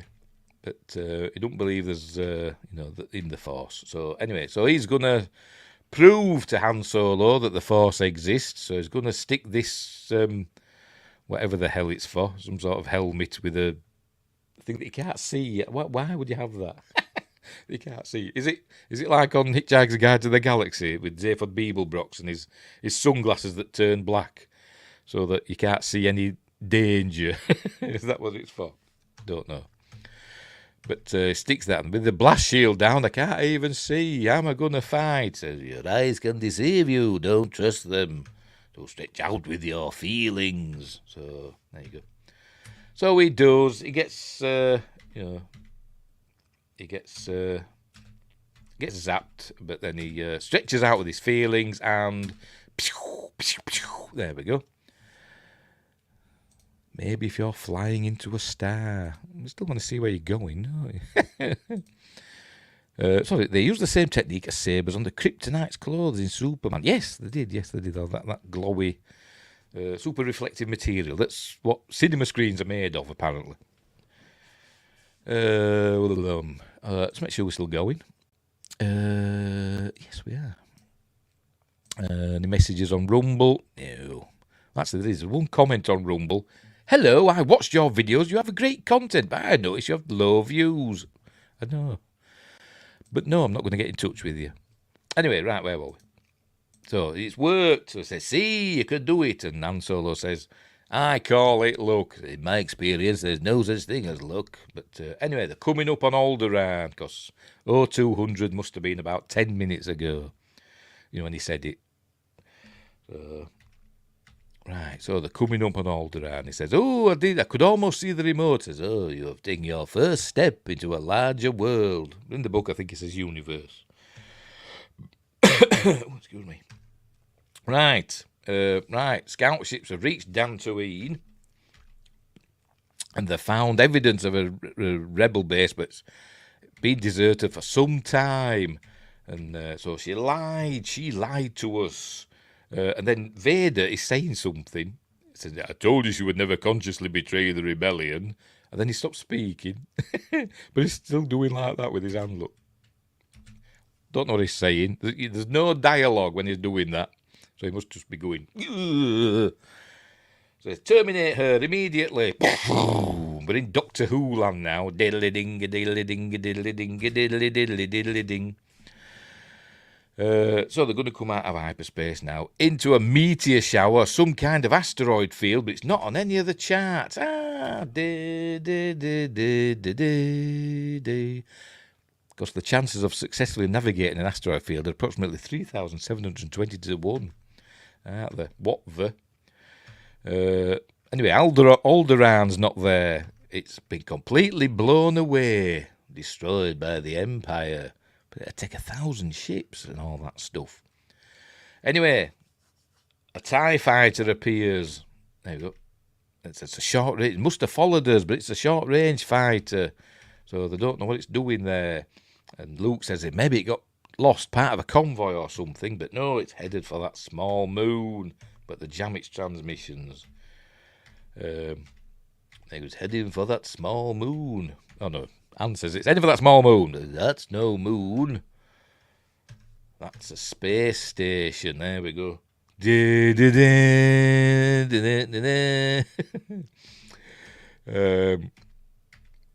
So got a bad feeling about this. By the way, it's way too big to be a space station. So it says to Chewie, full reverse or whatever, turn the ship around. Locking the auxiliary power. Obviously, Chewie wasn't paying any attention, just not listening. So got to tell him again, as they get pulled closer in. So Chewie, locking the auxiliary power. So anyway, the full power. There's nothing they could do about it, even though he locked in auxiliary power. Maybe if he'd done it first time, they'd have escaped. But no. But luckily they do get captured because Princess Leia's there, isn't she? Right, so there we go. They're being dragged in with a tractor beam that we can't see. It's not like Star Trek. Cue Deep Space Nine intro.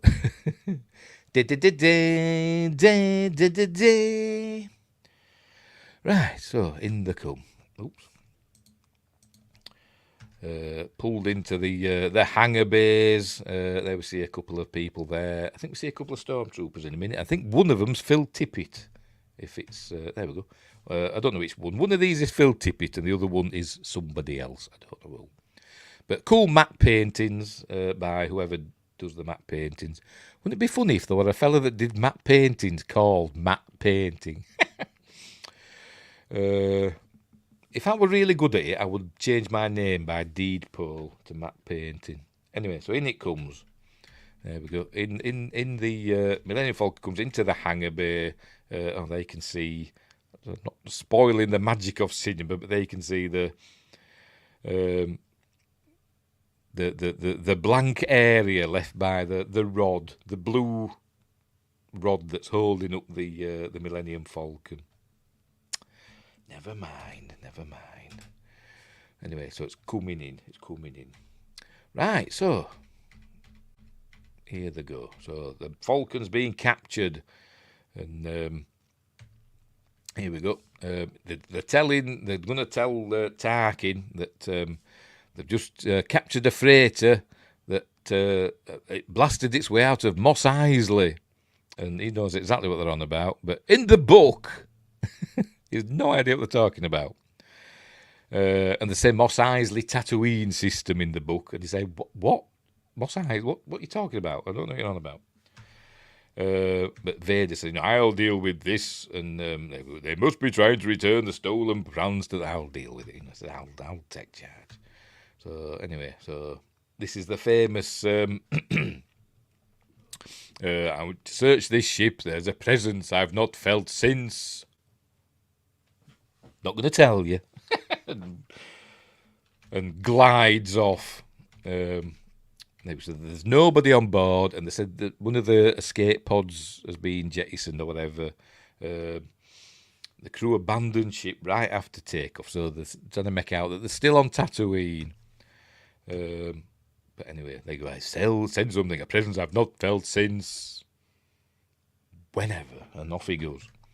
Right, so they get a scanning crew in, and these stormtroopers just meet each other there, and just leave, unlike in the special edition, where they go, "There's nobody here," and then they walk out.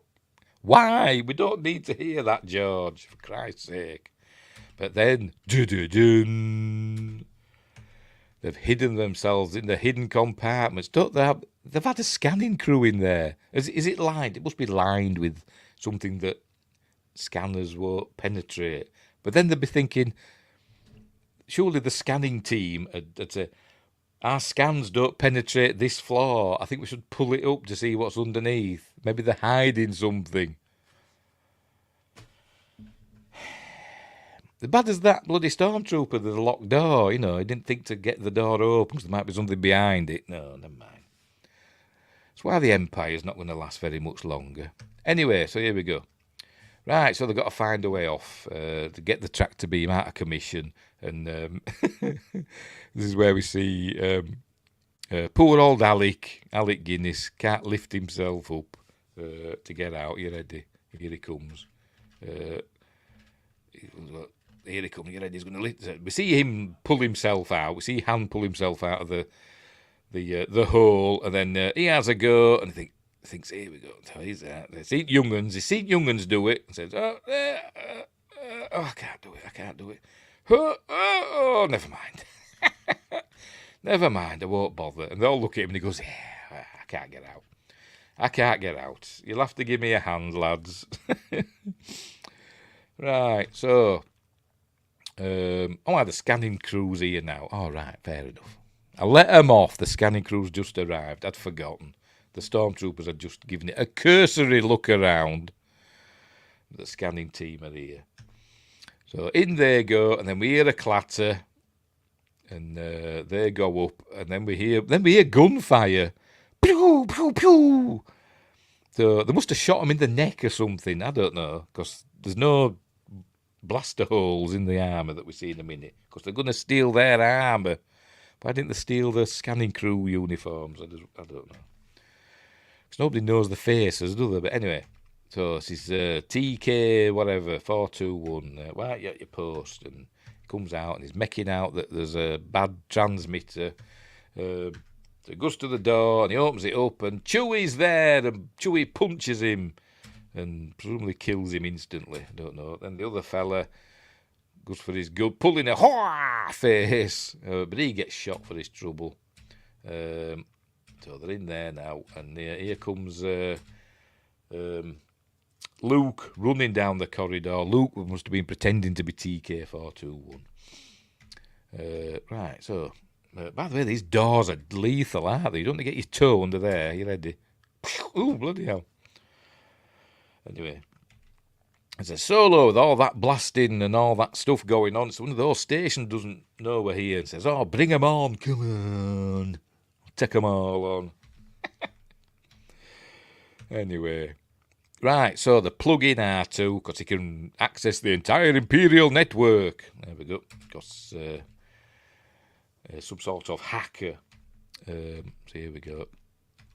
And so he finds the locations of the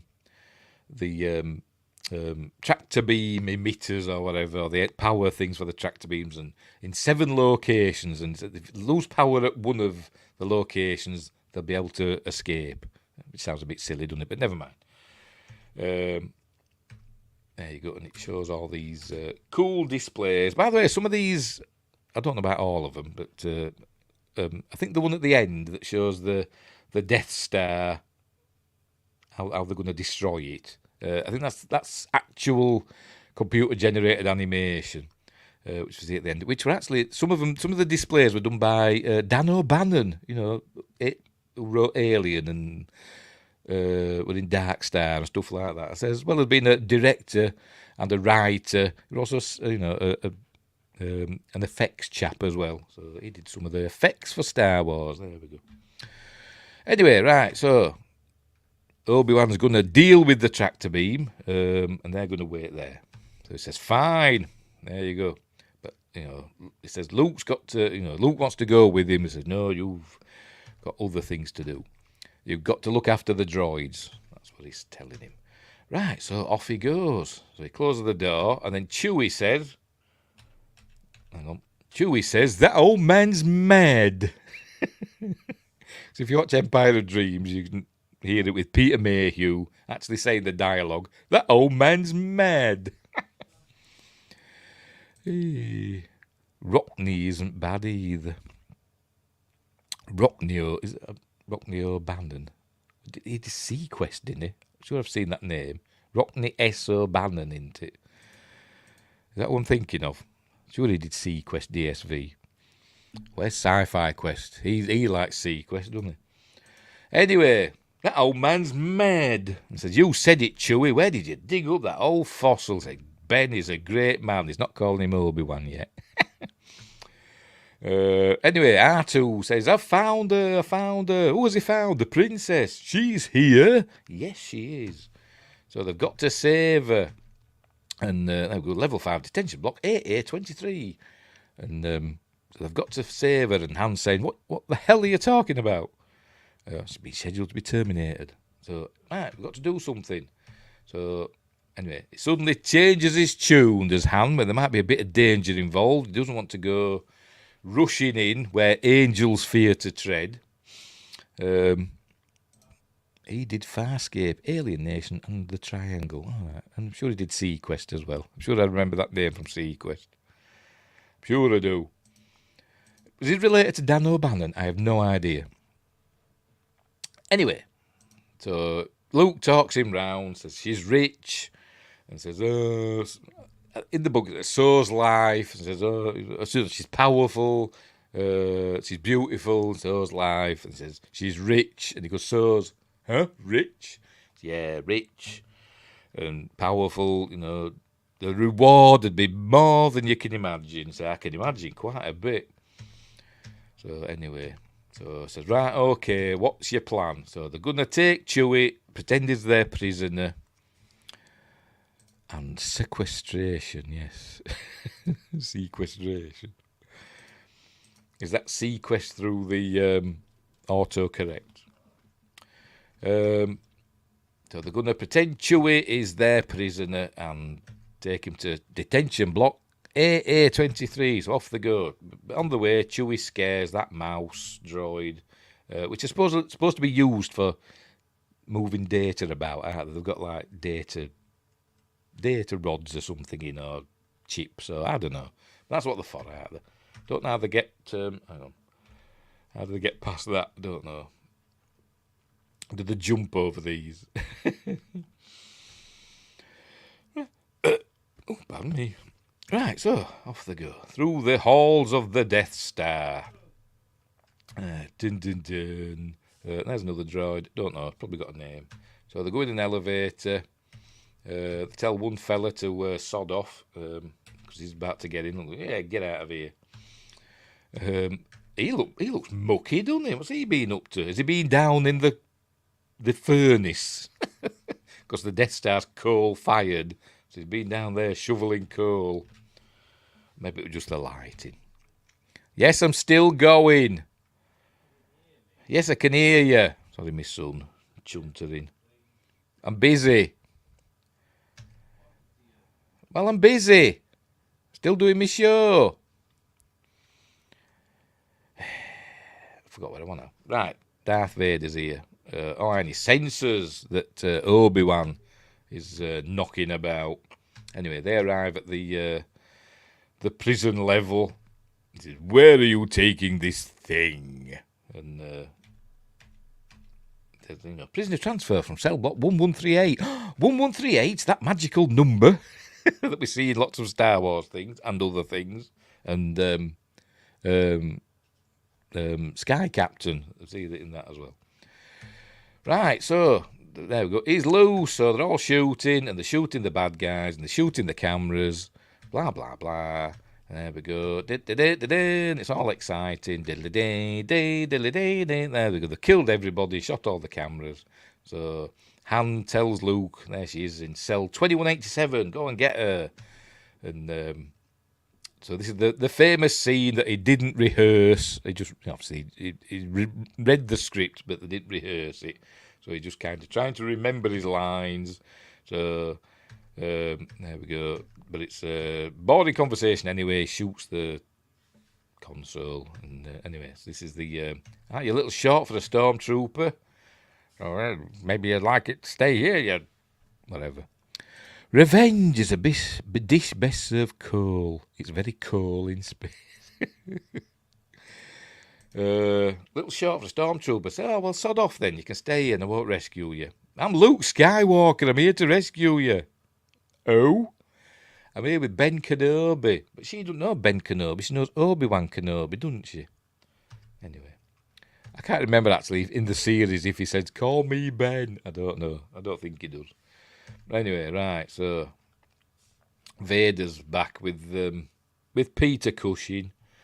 He's probably got his slippers on here because we can't see his feet. Whenever you can't see his feet, he's got his slippers on because his boots were really uncomfortable.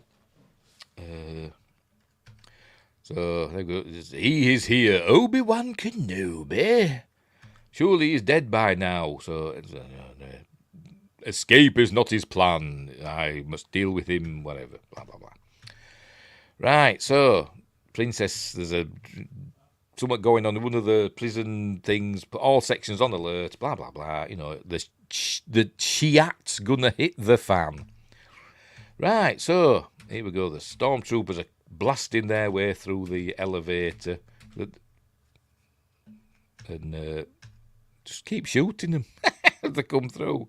They've only got a finite number. I won't run away. Anyway, so there's only one way out, and it's the way that the stormtroopers are coming through. So she takes charge because she's a girl boss and Star Wars is woke. Pew pew. Oh, he's on the radio to C-3PO. Oh, by the way, they left the droids back in that control room, and 3PO said, "What if we're discovered?" Said, "Well, lock the door and hope they don't have blasters." Anyway, so they learn there's no other way out. But then there's a knocking on the door. Oh no! So they're about to be discovered. So there's no other way out, and there you go. She takes charge. She grabs a gun,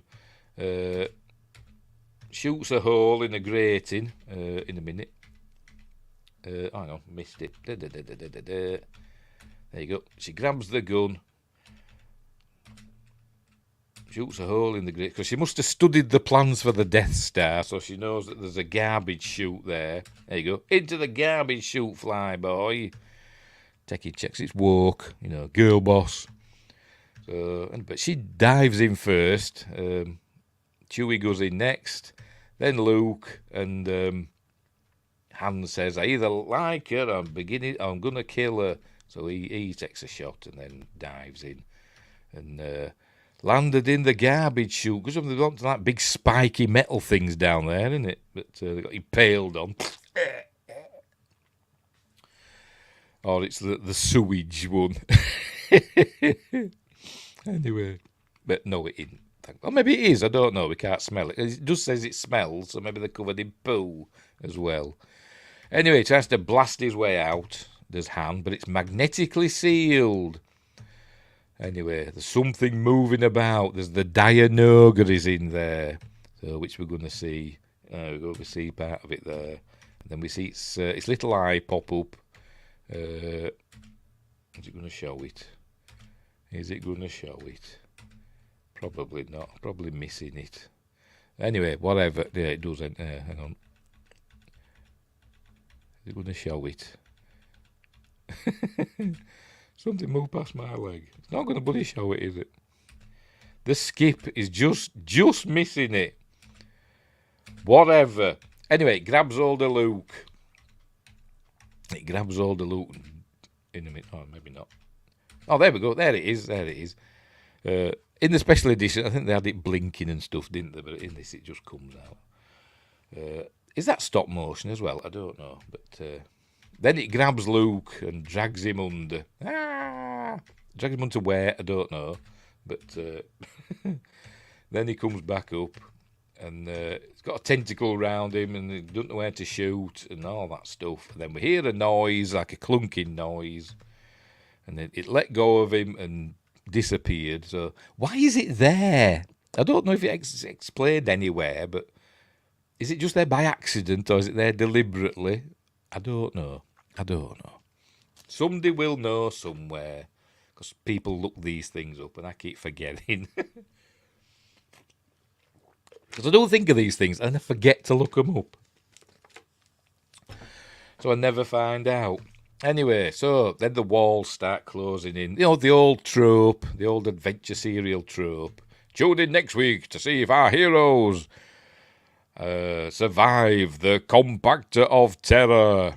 Anyway, the walls are closing in, and then he uses this pole to try and stop it. If you put it a bit more straight, Han, it might work better, but, put it at an angle, it's just going to bend, innit? Which it does, because he's an idiot. But then he remembers, remembers, can call them on the radio, the droids, come in 3PO, but here's the famous stormtrooper. Here he is, he ready, doing. But he doesn't do that in this one. George added the doing on the special edition, didn't he? So they come in, And then the droids have shut themselves in the cupboard and said, they're madmen, they're heading for the prison level. If you hurry, you might catch them. So off they go. I think it's the fellow that banged his head that gets left behind. That was his punishment. He's got to stand guard. So, right, come on, R2. Anyway, talks his way out of it. Talks his way past the guard. And off they go. There you go. Got to take him down to maintenance. Meanwhile, they're still getting crushed to death. And they've arrived back at the ship, look. So they're not here. And so he tells R2, find out what's happened to them. So R2 plugs himself in. There you go. Have they been captured? And then R2 obviously tells him, use the comlink, you dozy bugger. He says, oh, yeah, of course, I forgot. I turned it off. That's off a car, isn't it? It's of part of an engine in it or something, or a carburettor or something. Anyway, whatever. So I used to make those, but never mind. Anyway, right. Use the comlink. So he finally gets on the comlink. Says, are you there, sir? Says, codes, turn on all the garbage mashers on the detention level. So says, turn them all off. Pardon me. So then we hear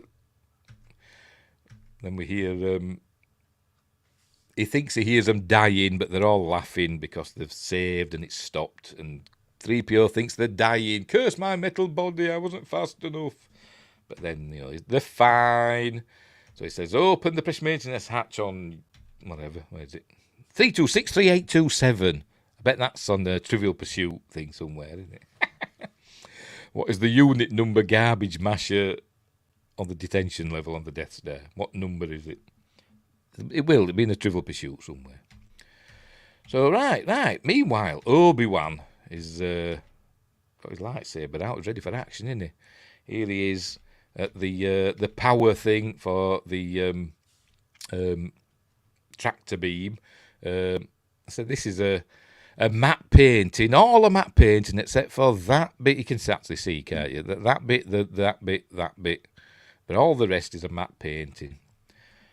By matte painting, Esquire. Anyway, he's here. And that's where we see the text is in English, or it will be when we see it. There we are. Power, tractor beam, 12 sec N6, whatever that means. But showing them turning the power up. Inoperative, it says there. So now you know what it says. It was because they changed it to Orabesh or whatever they call it, didn't it? For the special editions. Hang on. So, yeah, it's done that. Right, they're out of the garbage thing. They're taking the stormtrooper cozzies off. Some stuff had the regular clothes underneath all that time. Bet they were hot. Right, so, by the way, the Dianoga's still lurking about, and Chewie's scared of it. So, anyway. Right, so, she says, you've got to do as I say, because I'm a girl boss. So, she thinks Chewie's a big, hairy walking carpet, because everybody's a racist in Star Wars. Right. It's still turning off power things. That's not Alec Guinness's hand, is it? That's a bit suntanned, and well, I can't imagine that's Alec Guinness's hand. Anyway, I bet it ain't. No, it ain't. Look, you can tell. Look, that's Alec Guinness's hand. Anyway, his guards have been left, so he's got to get past them somehow. So he goes sneaking about, and he uses the Force to force throwing a distraction object. So he comes round. There you go. And oh, what was that? And then he goes. But anyway, so off they go. They do mention something. One of the guys, don't they? Say, have you seen the new something or other? Where is it? The VT16, and that comes up again in one of the series, doesn't it? And I can't remember what it's about. But I think they mentioned either an earlier one or a later one. I can't remember. But anyway, so he's got past them. Right. Right. So, they've arrived. They can see the ship. The droids are below them. So, but then some some stormtroopers arrive. They turn a corner. There we go. Stormtroopers are there, and Han's going to chase them off because he shoots one of them, and all the rest run away for some reason. So Han's chasing them like a loony, and they've got to go in another direction. So he's chasing them. His Han, look, oh, run away! Ah, like a crazy man. It's supposed to be actually like a crazy man, with Chewie running after him. Hang on. But then he gets round a corner. Hang on, I'll come past it. There we go. Gets round it. It's a dead end. Look, it's not a bloody hangar bay with like millions of stormtroopers and TIE fighters and stuff. It's just a dead end, and they're forced to turn and start shooting back. And obviously, they can't hit him because he's the hero, one of the heroes. Even though that's coming, how's that working? I don't know. Has he bent his gun? I don't know. So he goes running back, and I think in the comic he's saying, Chewie, old pal, old buddy, or dear, just in time to turn round and run like crazy. That's what he says in the comic, or something like that. So there they go. So they're running, and they're being chased as well. And then it's where they get to the, there we go, the chasm, where he closes the door. I think we took a wrong turn. And there we go, the cat bloody shoot straight, can they look? Luke must be using the Force without knowing it and making the blasts not hit him. But he shoots that. There's no lock, so he blasts the lock. It says, where's the controls that extend the bridge? I think I just blasted them. Anyway, and they are actually about 30 feet up here for this stunt that they're going to do and swing over. But anyway, some other stormtroopers have arrived, and there's one of them that's super cool, and I hope I find him, I hope I land on him. It's not him, so they're shooting at him. It's not him either. I think it's when Princess Leia starts shooting, because he's going to get out of he's still got his stormtrooper utility belt on, which has a grappling hook. Not that we see any stormtroopers using grappling hooks, not that I've noticed anyway, but he's shooting away. Oh, he's got that fella, and he falls. So she has some shots, and he's getting his grappling hook out. Come on, where's this super cool stormtrooper? Is it him? Right, she's going to shoot at him. You ready? He's dead cool. Yeah, see him, look. I don't care, look. Dead cool. Blow it up behind him.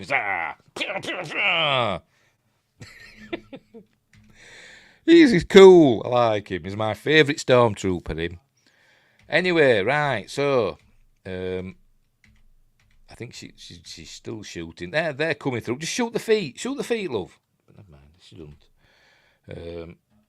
Right, they're going to go swinging across. Here we go. Yeah, look, got another one, look, somehow. Even though it didn't hit him. Never mind. Oh, and then she kisses him for luck. But it's it's just a peck on the cheek. It's fine. Nothing incestuous about it. It's just for luck. So they go swinging over. And they actually did the stunt. Did Mark Hamill and Carrie Fisher. Peter Diamond showed them how to do it. Because apparently they couldn't afford stunt doubles that looked like them. So they do it herself, even though they're 30 foot up. And probably thought it's fine, they're unknown actors. Ish. But anyway. Right, so Obi-Wan knows something's going on. I think it says in the book that, you can hear all these stormtroopers are running about, and you can hear on the radios and stuff, the tannoys.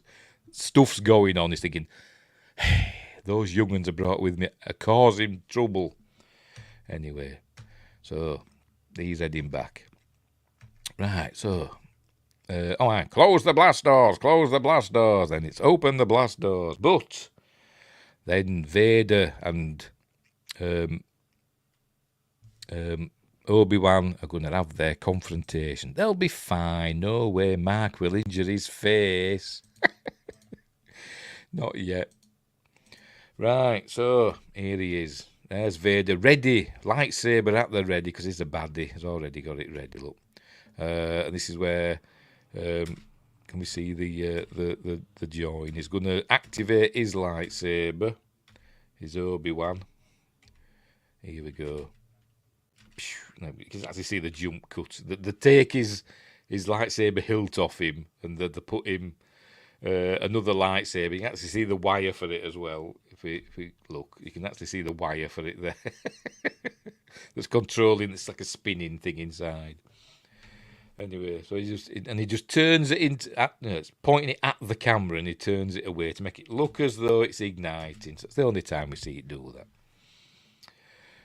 Right, so they're gonna have their fight. I've been waiting for you, Obi-Wan. We meet again at last. Although they met not that long ago, to be honest. Well, I don't know, a few years, innit? Luke were a kid, wasn't he, in that series that never happened. But when Obi-Wan ran away, never mind. So here we go. And the circle is now complete. When I left you, I was but the learner. Now I am the master. And he says, the master of evil, Darth. Because that's his first name. Anyway. There you go. Boing, and all that stuff. Is he going to do his little spin? Here it is. Hey! His little spin. Because that always helps, doesn't it? A little spinning. That's a good trick. Learned that off Anakin.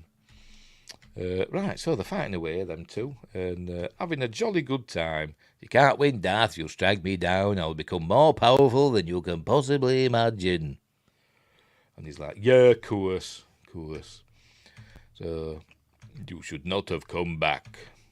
So they're still fighting away. Oh, well, look, forgot about that bit. Look. George never really fixed that. I noticed that, in this, it's got it. It's not reflecting, is it? I think in the special edition they did try to cover it up a little bit with the glow, but still you could tell it was still there. We're doing it again, look. Never mind, it's only a film. Right, they've arrived at the Falcon, but it's guarded, so they can't get to it.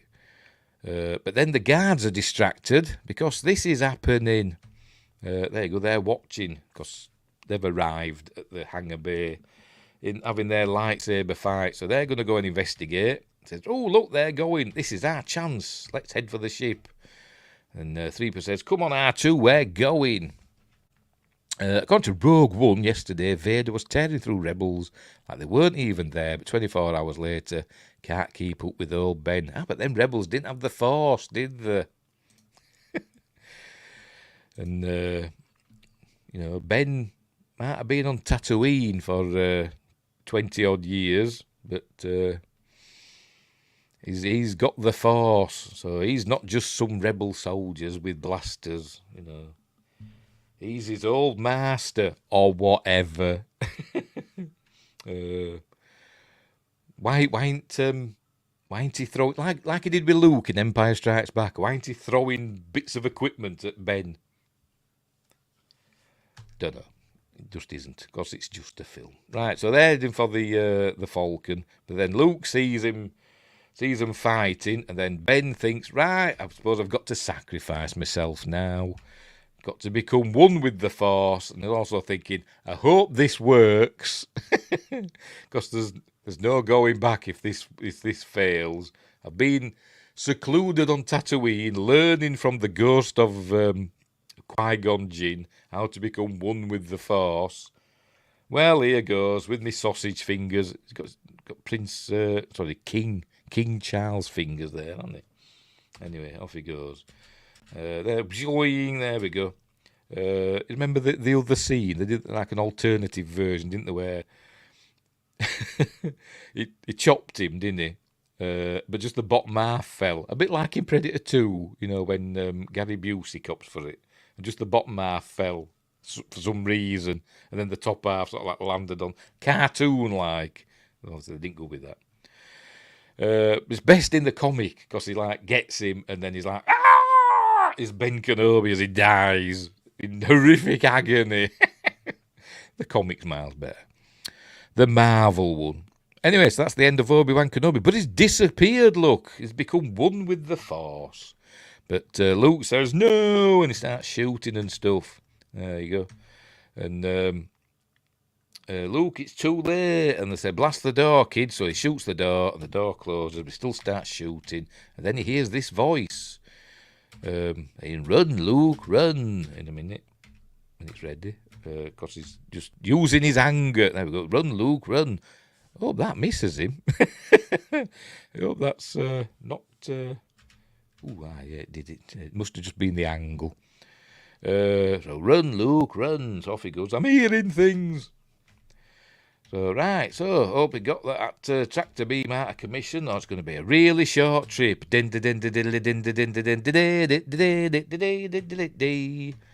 Right, so anyway, Luke's sad. Luke's sad now for a bit. Not for very long, but he's having a bit of a mope because Ben's dead. Never mind, his aunt and uncle that have raised him since childhood. He couldn't give a toss about them, really. They're dead. I'm going to leave the planet.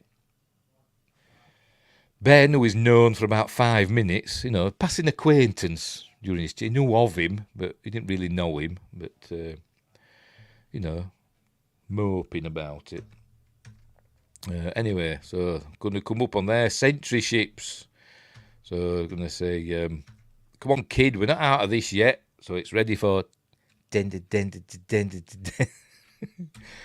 penisy and all that. Here we go. Of course, Luke had used one of these guns, had manned one of these guns 1,000 times in his dreams. I think that's in the book, what it says in the book. But because he just knows how to use it. He just knows.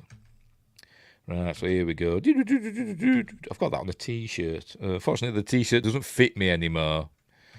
Because I'm fat. Right, here they come. Everybody's doing that now, aren't they? You are. You better be. So here we go. The Falcon's under attack from the sentry ships and the shooting back and all that stuff. Luke probably using the force without realising it. There we go. And there we go. There we go. So he gets one. There we go. Says, I got one. So he says, don't get penisy. Family Guy. So anyway, so they're shooting away. Oh, there we go. And hang on, go back again. There we go. The last one. The last one goes in a bigger explosion for some reason. Let's make sure we're still going. Not had a thingamabob. T-shirts are terrible for shrinking. Must be made in China. Yes, because it's not me that's getting fatter. Oh dear. Where were we? So they did it. And so she's all saying, we did it. Yeah, we did it. And then 2 minutes later, she's saying, they let us go. But anyway. Right, so it's where we learned they've put a homing beacon on the ship. So they know where it's going. They're going to lead them to the rebel base. So it's taking an awful risk, Vader. I think this had better work. So, right, anyway, not a bad bit of rescuing, huh?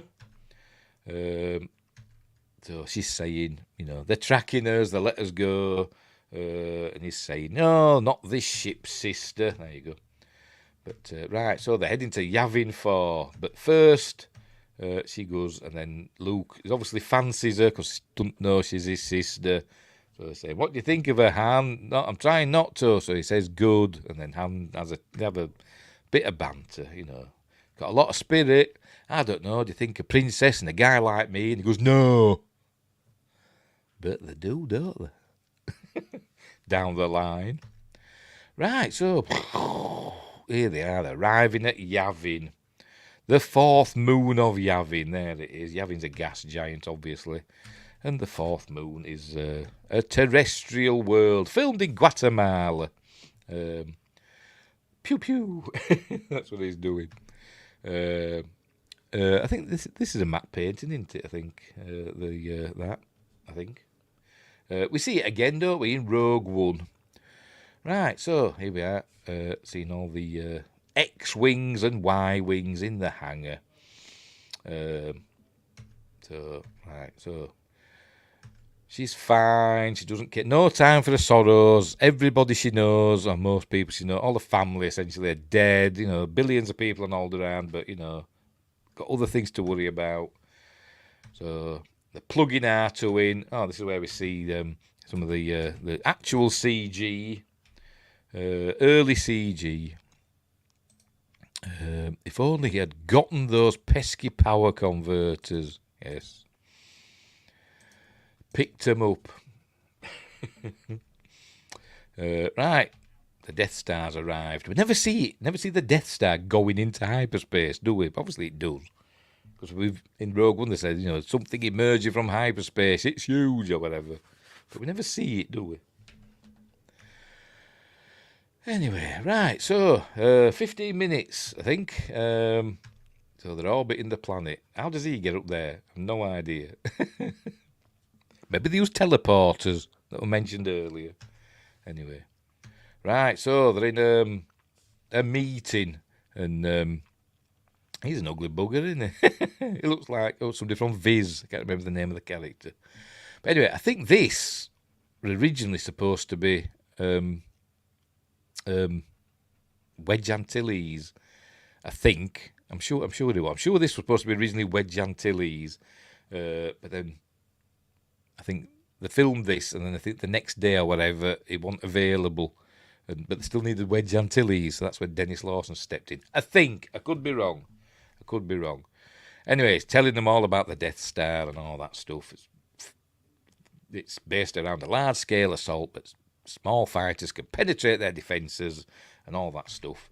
And they've got to go down the trench, blah, blah, blah.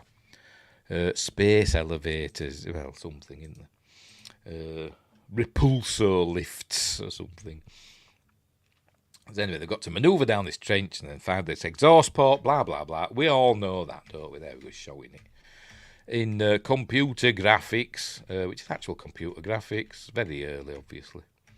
And they've got to hit the target that's only 2 meters wide, and the aim, who I think is supposed to be Wedge Antilles, says that's impossible even for the computer, because I don't think we see Wedge Antilles in this scene. I don't think. I think they might have added him in the special edition. I could be wrong, but anyway, I don't think he's in there. I think that's what he's saying. That's impossible even for a computer. And then Luke says, because look in his doped out face. No, it's not. I used to bullseye womp rats in my T-16 back home. They're not much bigger than 2 meters. And they all go, whatever. In the book, I think he replies, yeah, but a womp rat isn't shooting back at you with a turbo laser or whatever. But there we go. Even 3PO has a little double take. There's Angus McInnes, something like that. Gold Leader, isn't he? That's Gold Leader there. Yes, we're not seeing Dennis Lawson anywhere. Not that I've noticed. I think it was supposed to be Wedge Antilles, but it wasn't available for the rest of the film. So it's not Wedge Antilles anymore. Right, there we go. The Death Star's still approaching. We'll be in range in whatever. 30 minutes. I thought it was 15. 32 minutes and 14 seconds to be precise. So they've got that long. What did that say? I don't know. Some weird... I mean, all the other stuff we've seen has been in English. What the hell's that? No idea. Anyway, it's going to be a day long remembered. It's seeing the end of Kenobi, and we'll soon see the end of the rebellion. Right, so getting ready. All flight crews, man your stations. Luke's just going to jump into an X-Wing. But first, he's going to, see off Han. Han's got his reward and he's going. Got a few extra fuel cans there for the Falcon. He's got to go pay up. Has he got his 17,000, I wonder? Because that's what we were promised, wasn't he? 17,000. So has he got that? Or maybe he's got more. I don't know. We don't know how much he's got. But he's sodding off. So Luke tries to talk him into staying. But no, not doing. I'm going. But well, look after yourself. That's what you're best at. Because you're a big girly coward and running away. That's what he's saying. That's what it means anyway. And he says to Luke, may the Force be with you. And Luke says, piss off. Go on, go. I hate you. Right, so Han Solo goes. Right, they're all getting into their X-Wings. In the special edition, there's the added scene where he meets Biggs. Reunited with Biggs, and so they're all happy and stuff. So but we don't get that here. But they did show it in the making of Star Wars documentary. They actually show that little bit, or like a clip, little bit from it that wasn't actually in the finished film. But anyway.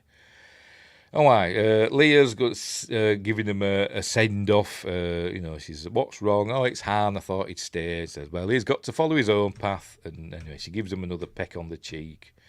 So, right, so he's going to jump into his X-Wing. So, nobody bats an eyelid. In the big scene, Big explains that he's the best bush pilot in the Outer Rim and all that. And I think in the book they do say that his X-Wing is slightly modified so he can, fly easier. So, they're getting ready to go. Taking R2 with him. So off they go. They're getting ready. And they're X-Wing fighters and Y-Wing fighter bombers. So, there they go. And they're just taking off. And there's no... You can hardly see it, can you? They're there. You can see them taking off. In the special edition, I must admit, it looked better. You see these little white dots flying away. Look, you just hardly see them. Right, so off they go. Here we go. Not as good as in Battlestar Galactica when all the fighters are heading back to the Galactica, is it? But carry on. But there's Biggs. He's Red 7, I think, standing by. Is he Red 3? I don't know. He's Red 3, isn't he? There's Porkins, who's also in Raiders of the Lost Ark and and Batman. In Batman as well, isn't he? Right, so they're passing through their magnetic field or whatever. Originally, it's supposed to be Blue Squadron, but they changed it to Red. I can't remember why. But I think in the comic, it's still Blue Squadron. I don't know why they changed it. Maybe because of the blue screen stuff and they decided to paint red instead of blue on the I don't know. But we did see Blue Squadron in Rogue One and we saw what happened to Blue Squadron and why there's no Blue Squadron anymore. So there we go. We also saw what happened to the original Red 5, didn't we? He caught for it. That's why Luke's Red 5. That's why there was an opening.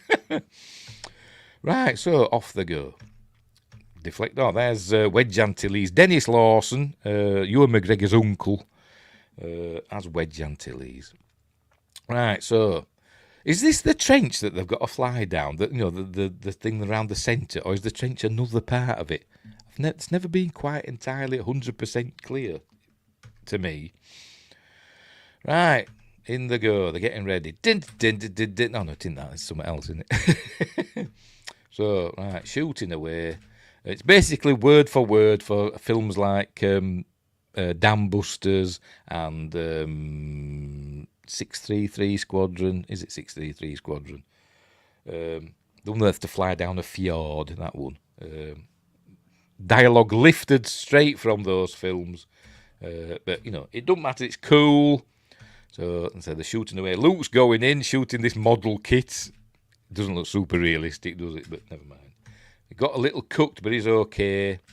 There we go. Cool shots.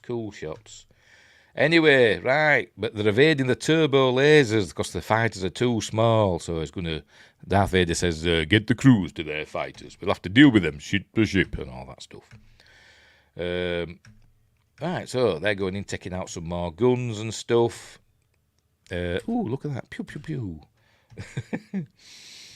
The central trench is not the one they use for the attack run. I didn't think so, but I've seen other people say it is. So there we go. Right. Enemy fighters coming your way. Here they come. Pick up your visual scanning. 3 marks at 210 and all that stuff. So anyway, taking out fighters. Right, Vader's getting in his fighter now. They're all listening. General Dodonna and the others. Luke's got a fighter on his tail. Who's that? Oh, it's Luke. Luke's hit. Not bad. R2's dealing with it. But he can't shake him. And he's wanting Biggs to come and save him, but it's Wedge that saves him. Here he comes. Damn it, Biggs, where are you? But then Wedge comes. There we go. Pow, takes him out. Says, thanks, Wedge. Good shooting, Wedge, and all that jazz. But I'm not letting Wedge off. it's because he saved Luke then. He gets Biggs killed in a bit. Anyway, here we go. Right, I want to know what this is. Is it some sort of range finding thing? Something flashes over here. There. You see it there? Something flashes there, and then the lasers, turbo lasers or whatever, start shooting from there. So is that some sort of range finder that flashes over there? We see it again as well another time. I don't know. I'm just reading too much into it. Anyway, here they go into the trench. Ooh, flying down the trench of the Gold Squadron. These are the Y-wings. Right, so there we go. That's the there you go. About 20 guns. Some of the surface, some of the towers. I think that's from Dam Busters. I think it is. Anyway, Wedge makes a great salad. I don't get that. I don't get that. Anyway, right. Here we go. Right. Anyway. So they're heading down the trenches, Gold Squadron, and getting ready. And I don't think, do they all get destroyed beforehand, or do they get a shot off? I don't think they even get a shot off, do they? They all get destroyed, don't they, by the TIE fighters, by Vader in his TIE fighter with the funky wings or planes, wherever they're gone.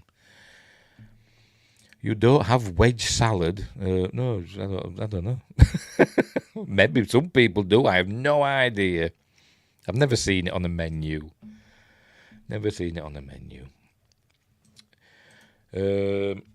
Right, where were we? Because we just asked for salad. Do you want, what dressing do you want? I don't know, ranch dressing or whatever. But you just generally just ask for the salad. As long as we get some lettuce and tomatoes and a bit of cucumber with it. Maybe some radishes, if we're lucky. Anyway, where were we? So they're still going down, and it's not going to happen. So there we go. There, that's the end of Gold Squadron. So Red Squadron's got to go in now. This chap tells Tarkin that they've analysed their attack, and there is a danger. Should I, get your ship ready or whatever? It says, evacuate in our moment of triumph. I think you overestimate their chances. Right, so there we go. So Red Leader's going to go in for his attack run. It gives Luke command of his own little squadron. It says, Luke, take Red, whatever, blah, blah, blah. And, right, so Luke's the boss, somehow. Anyway, so Red Leader's going in with his wingmen, heading down the trench. Lost the ships quickly, didn't they? But never mind. Right, so anyway, more fighters are coming in. There, Vader's coming in to get Red Leader and his men, and so they take him out, but he gets his shot off. It says, almost there. Pew, pew. There we go, that's another one gone. Almost there. Anyway, so he gets his shot off. There we go. That's his photon torpedoes. I know they're not. I know the proton torpedoes, but they look like photon torpedoes, don't they? A bit. And then we go, big explosion. Says it's gone in, yay! Says no, it just impacted on the surface. Again, I think that's from Dam Busters. I think I could be wrong. It's either Dam Busters or 633 Squadron, but one of them. I said lines lifted directly from it. There you go. It didn't go in. That's what she said. Right. And Red Leader now is going to get taken out by Darth Vader. Says, I just lost my high engine. And then Luke's like looking at, what? What are you on about? So he obviously knows he's going to get shot in whichever particular engine. And he blows up, gets set up for your attack run, and then he goes, and he goes down. So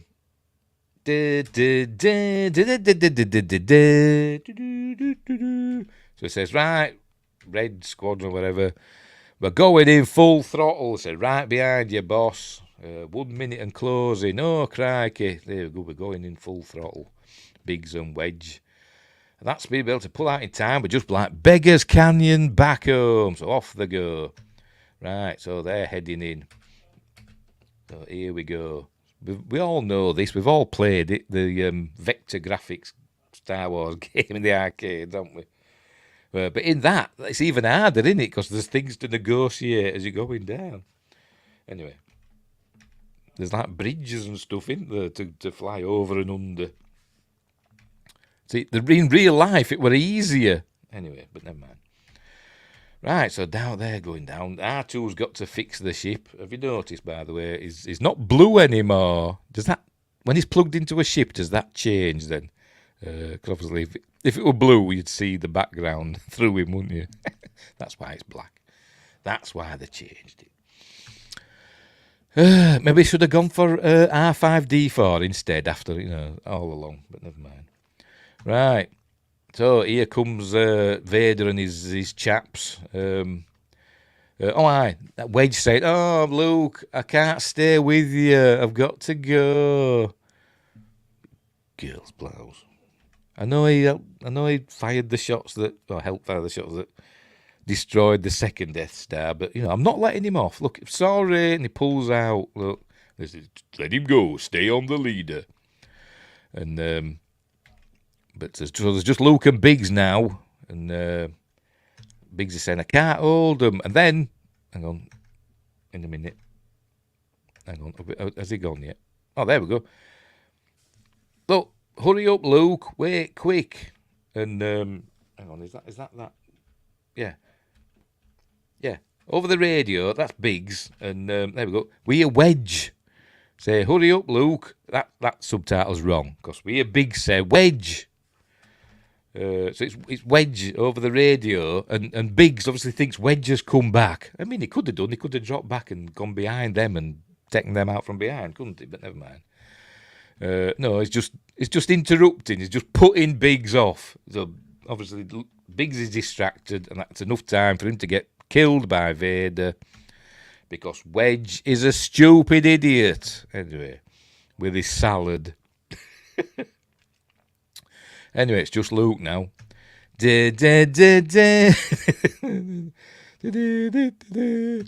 But he's using his computer, obviously, but then Ben starts whispering in his ear, "Trust your feelings, Luke." And for some reason, he'd already seen that the Navi computer didn't work, because Red Leader used his Navi computer, and obviously it missed.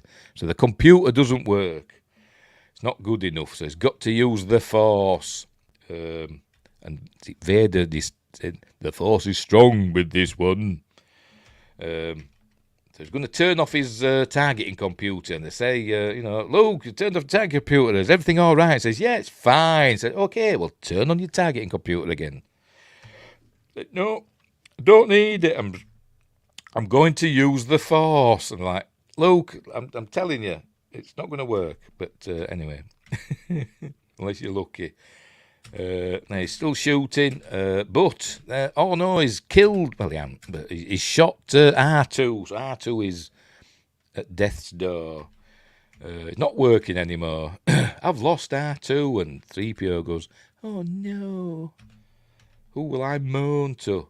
But the Death Star's in range now. "You may fire when ready," he says. So they're getting ready to fire, and the bloody countdown. They might as well have just put a big bloody countdown on the screen. But we don't need it because we've got the music of John Williams. Are you ready? I'll play a bit. So you can't hear it. Put the volume up a bit. There we go.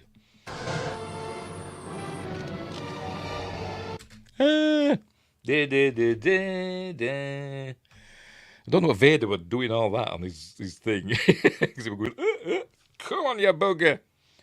Anyway. So he goes, "I have you now." Are you ready? But then, just as he has him, there we go. "I have you now." A blast comes from above. Is it Wedge come to save the day? Is it bloody hell? There we go. It's Han and Chewie in the Falcon coming out the sun. Here they come. Undetected.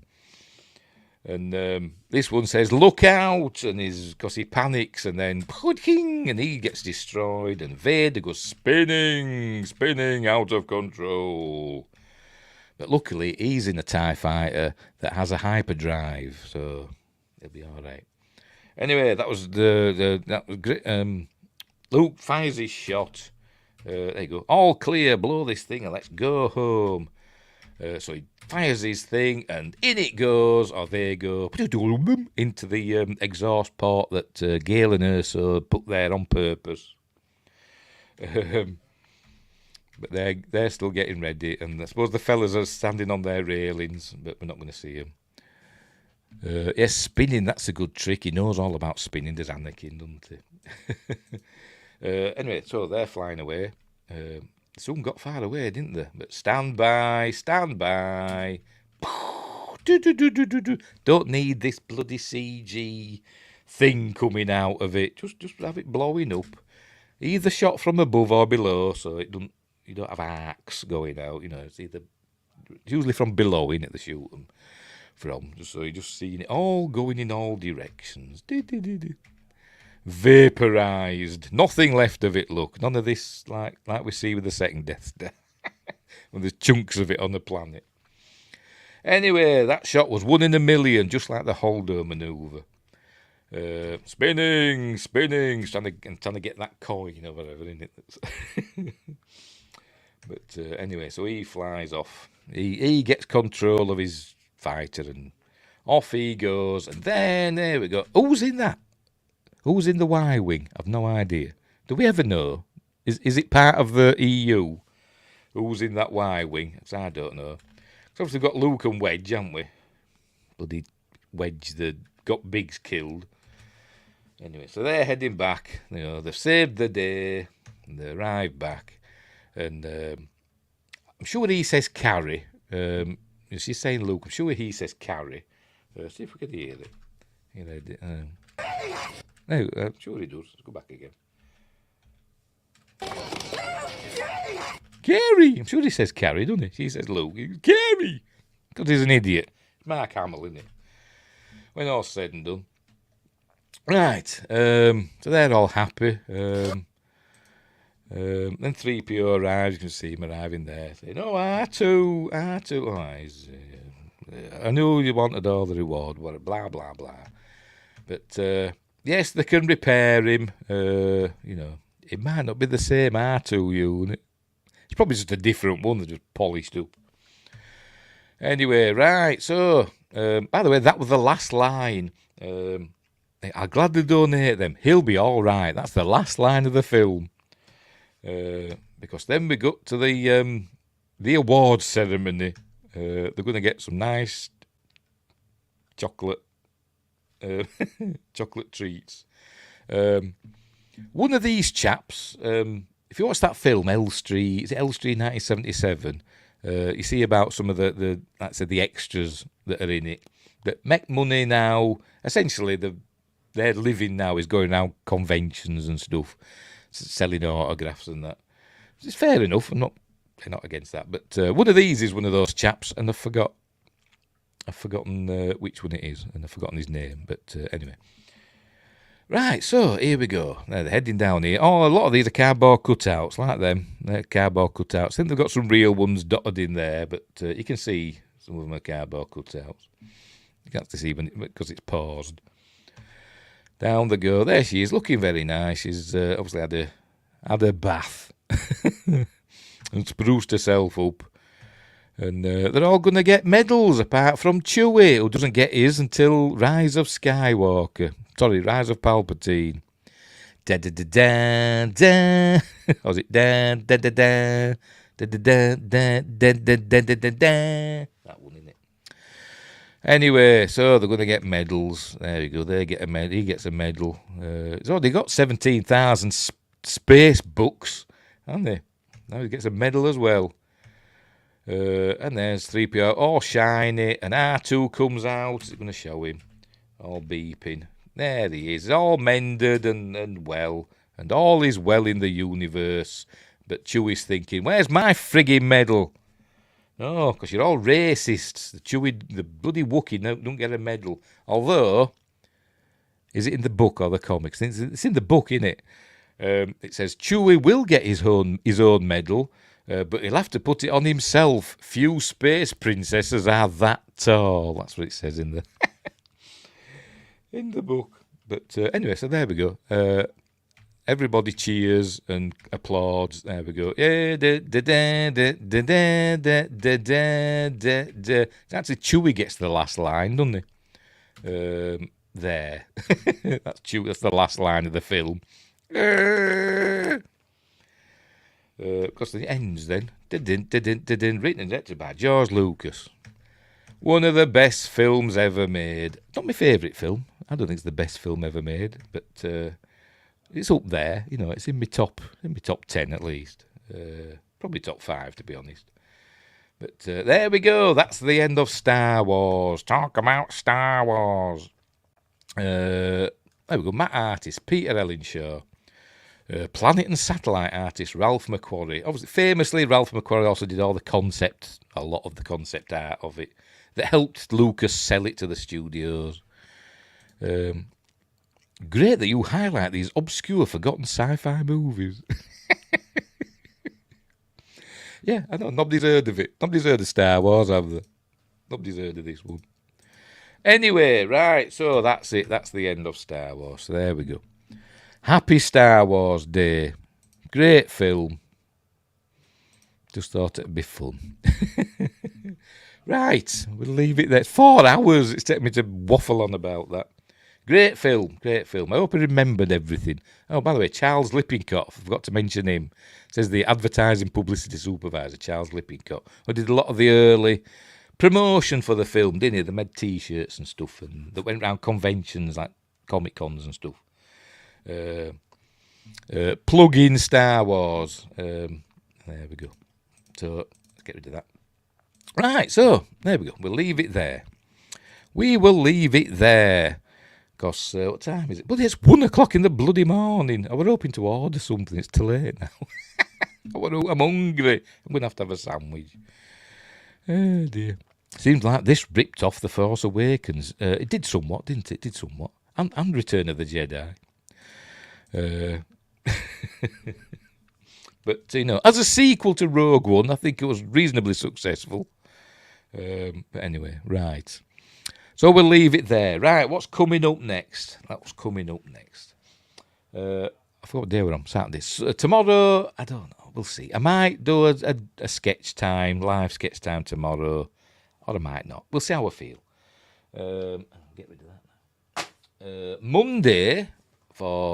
Monday's Magnificent Mondays, actual Magnificent Mondays, on Mondays this week, we're doing Commando. So that's next. And next Friday, for Appointment with Fear, we're doing Overlord. So there we go. So that's what's coming up. Oh, and hang on, where am I? And next week's, not tomorrow, not Monday, but the Monday after Magnificent Mondays, we're doing The Golden Child. Ooh, I like that film. Bit of Eddie Murphy. So there we go. Right, Commando is a perfect Memorial Day movie. It's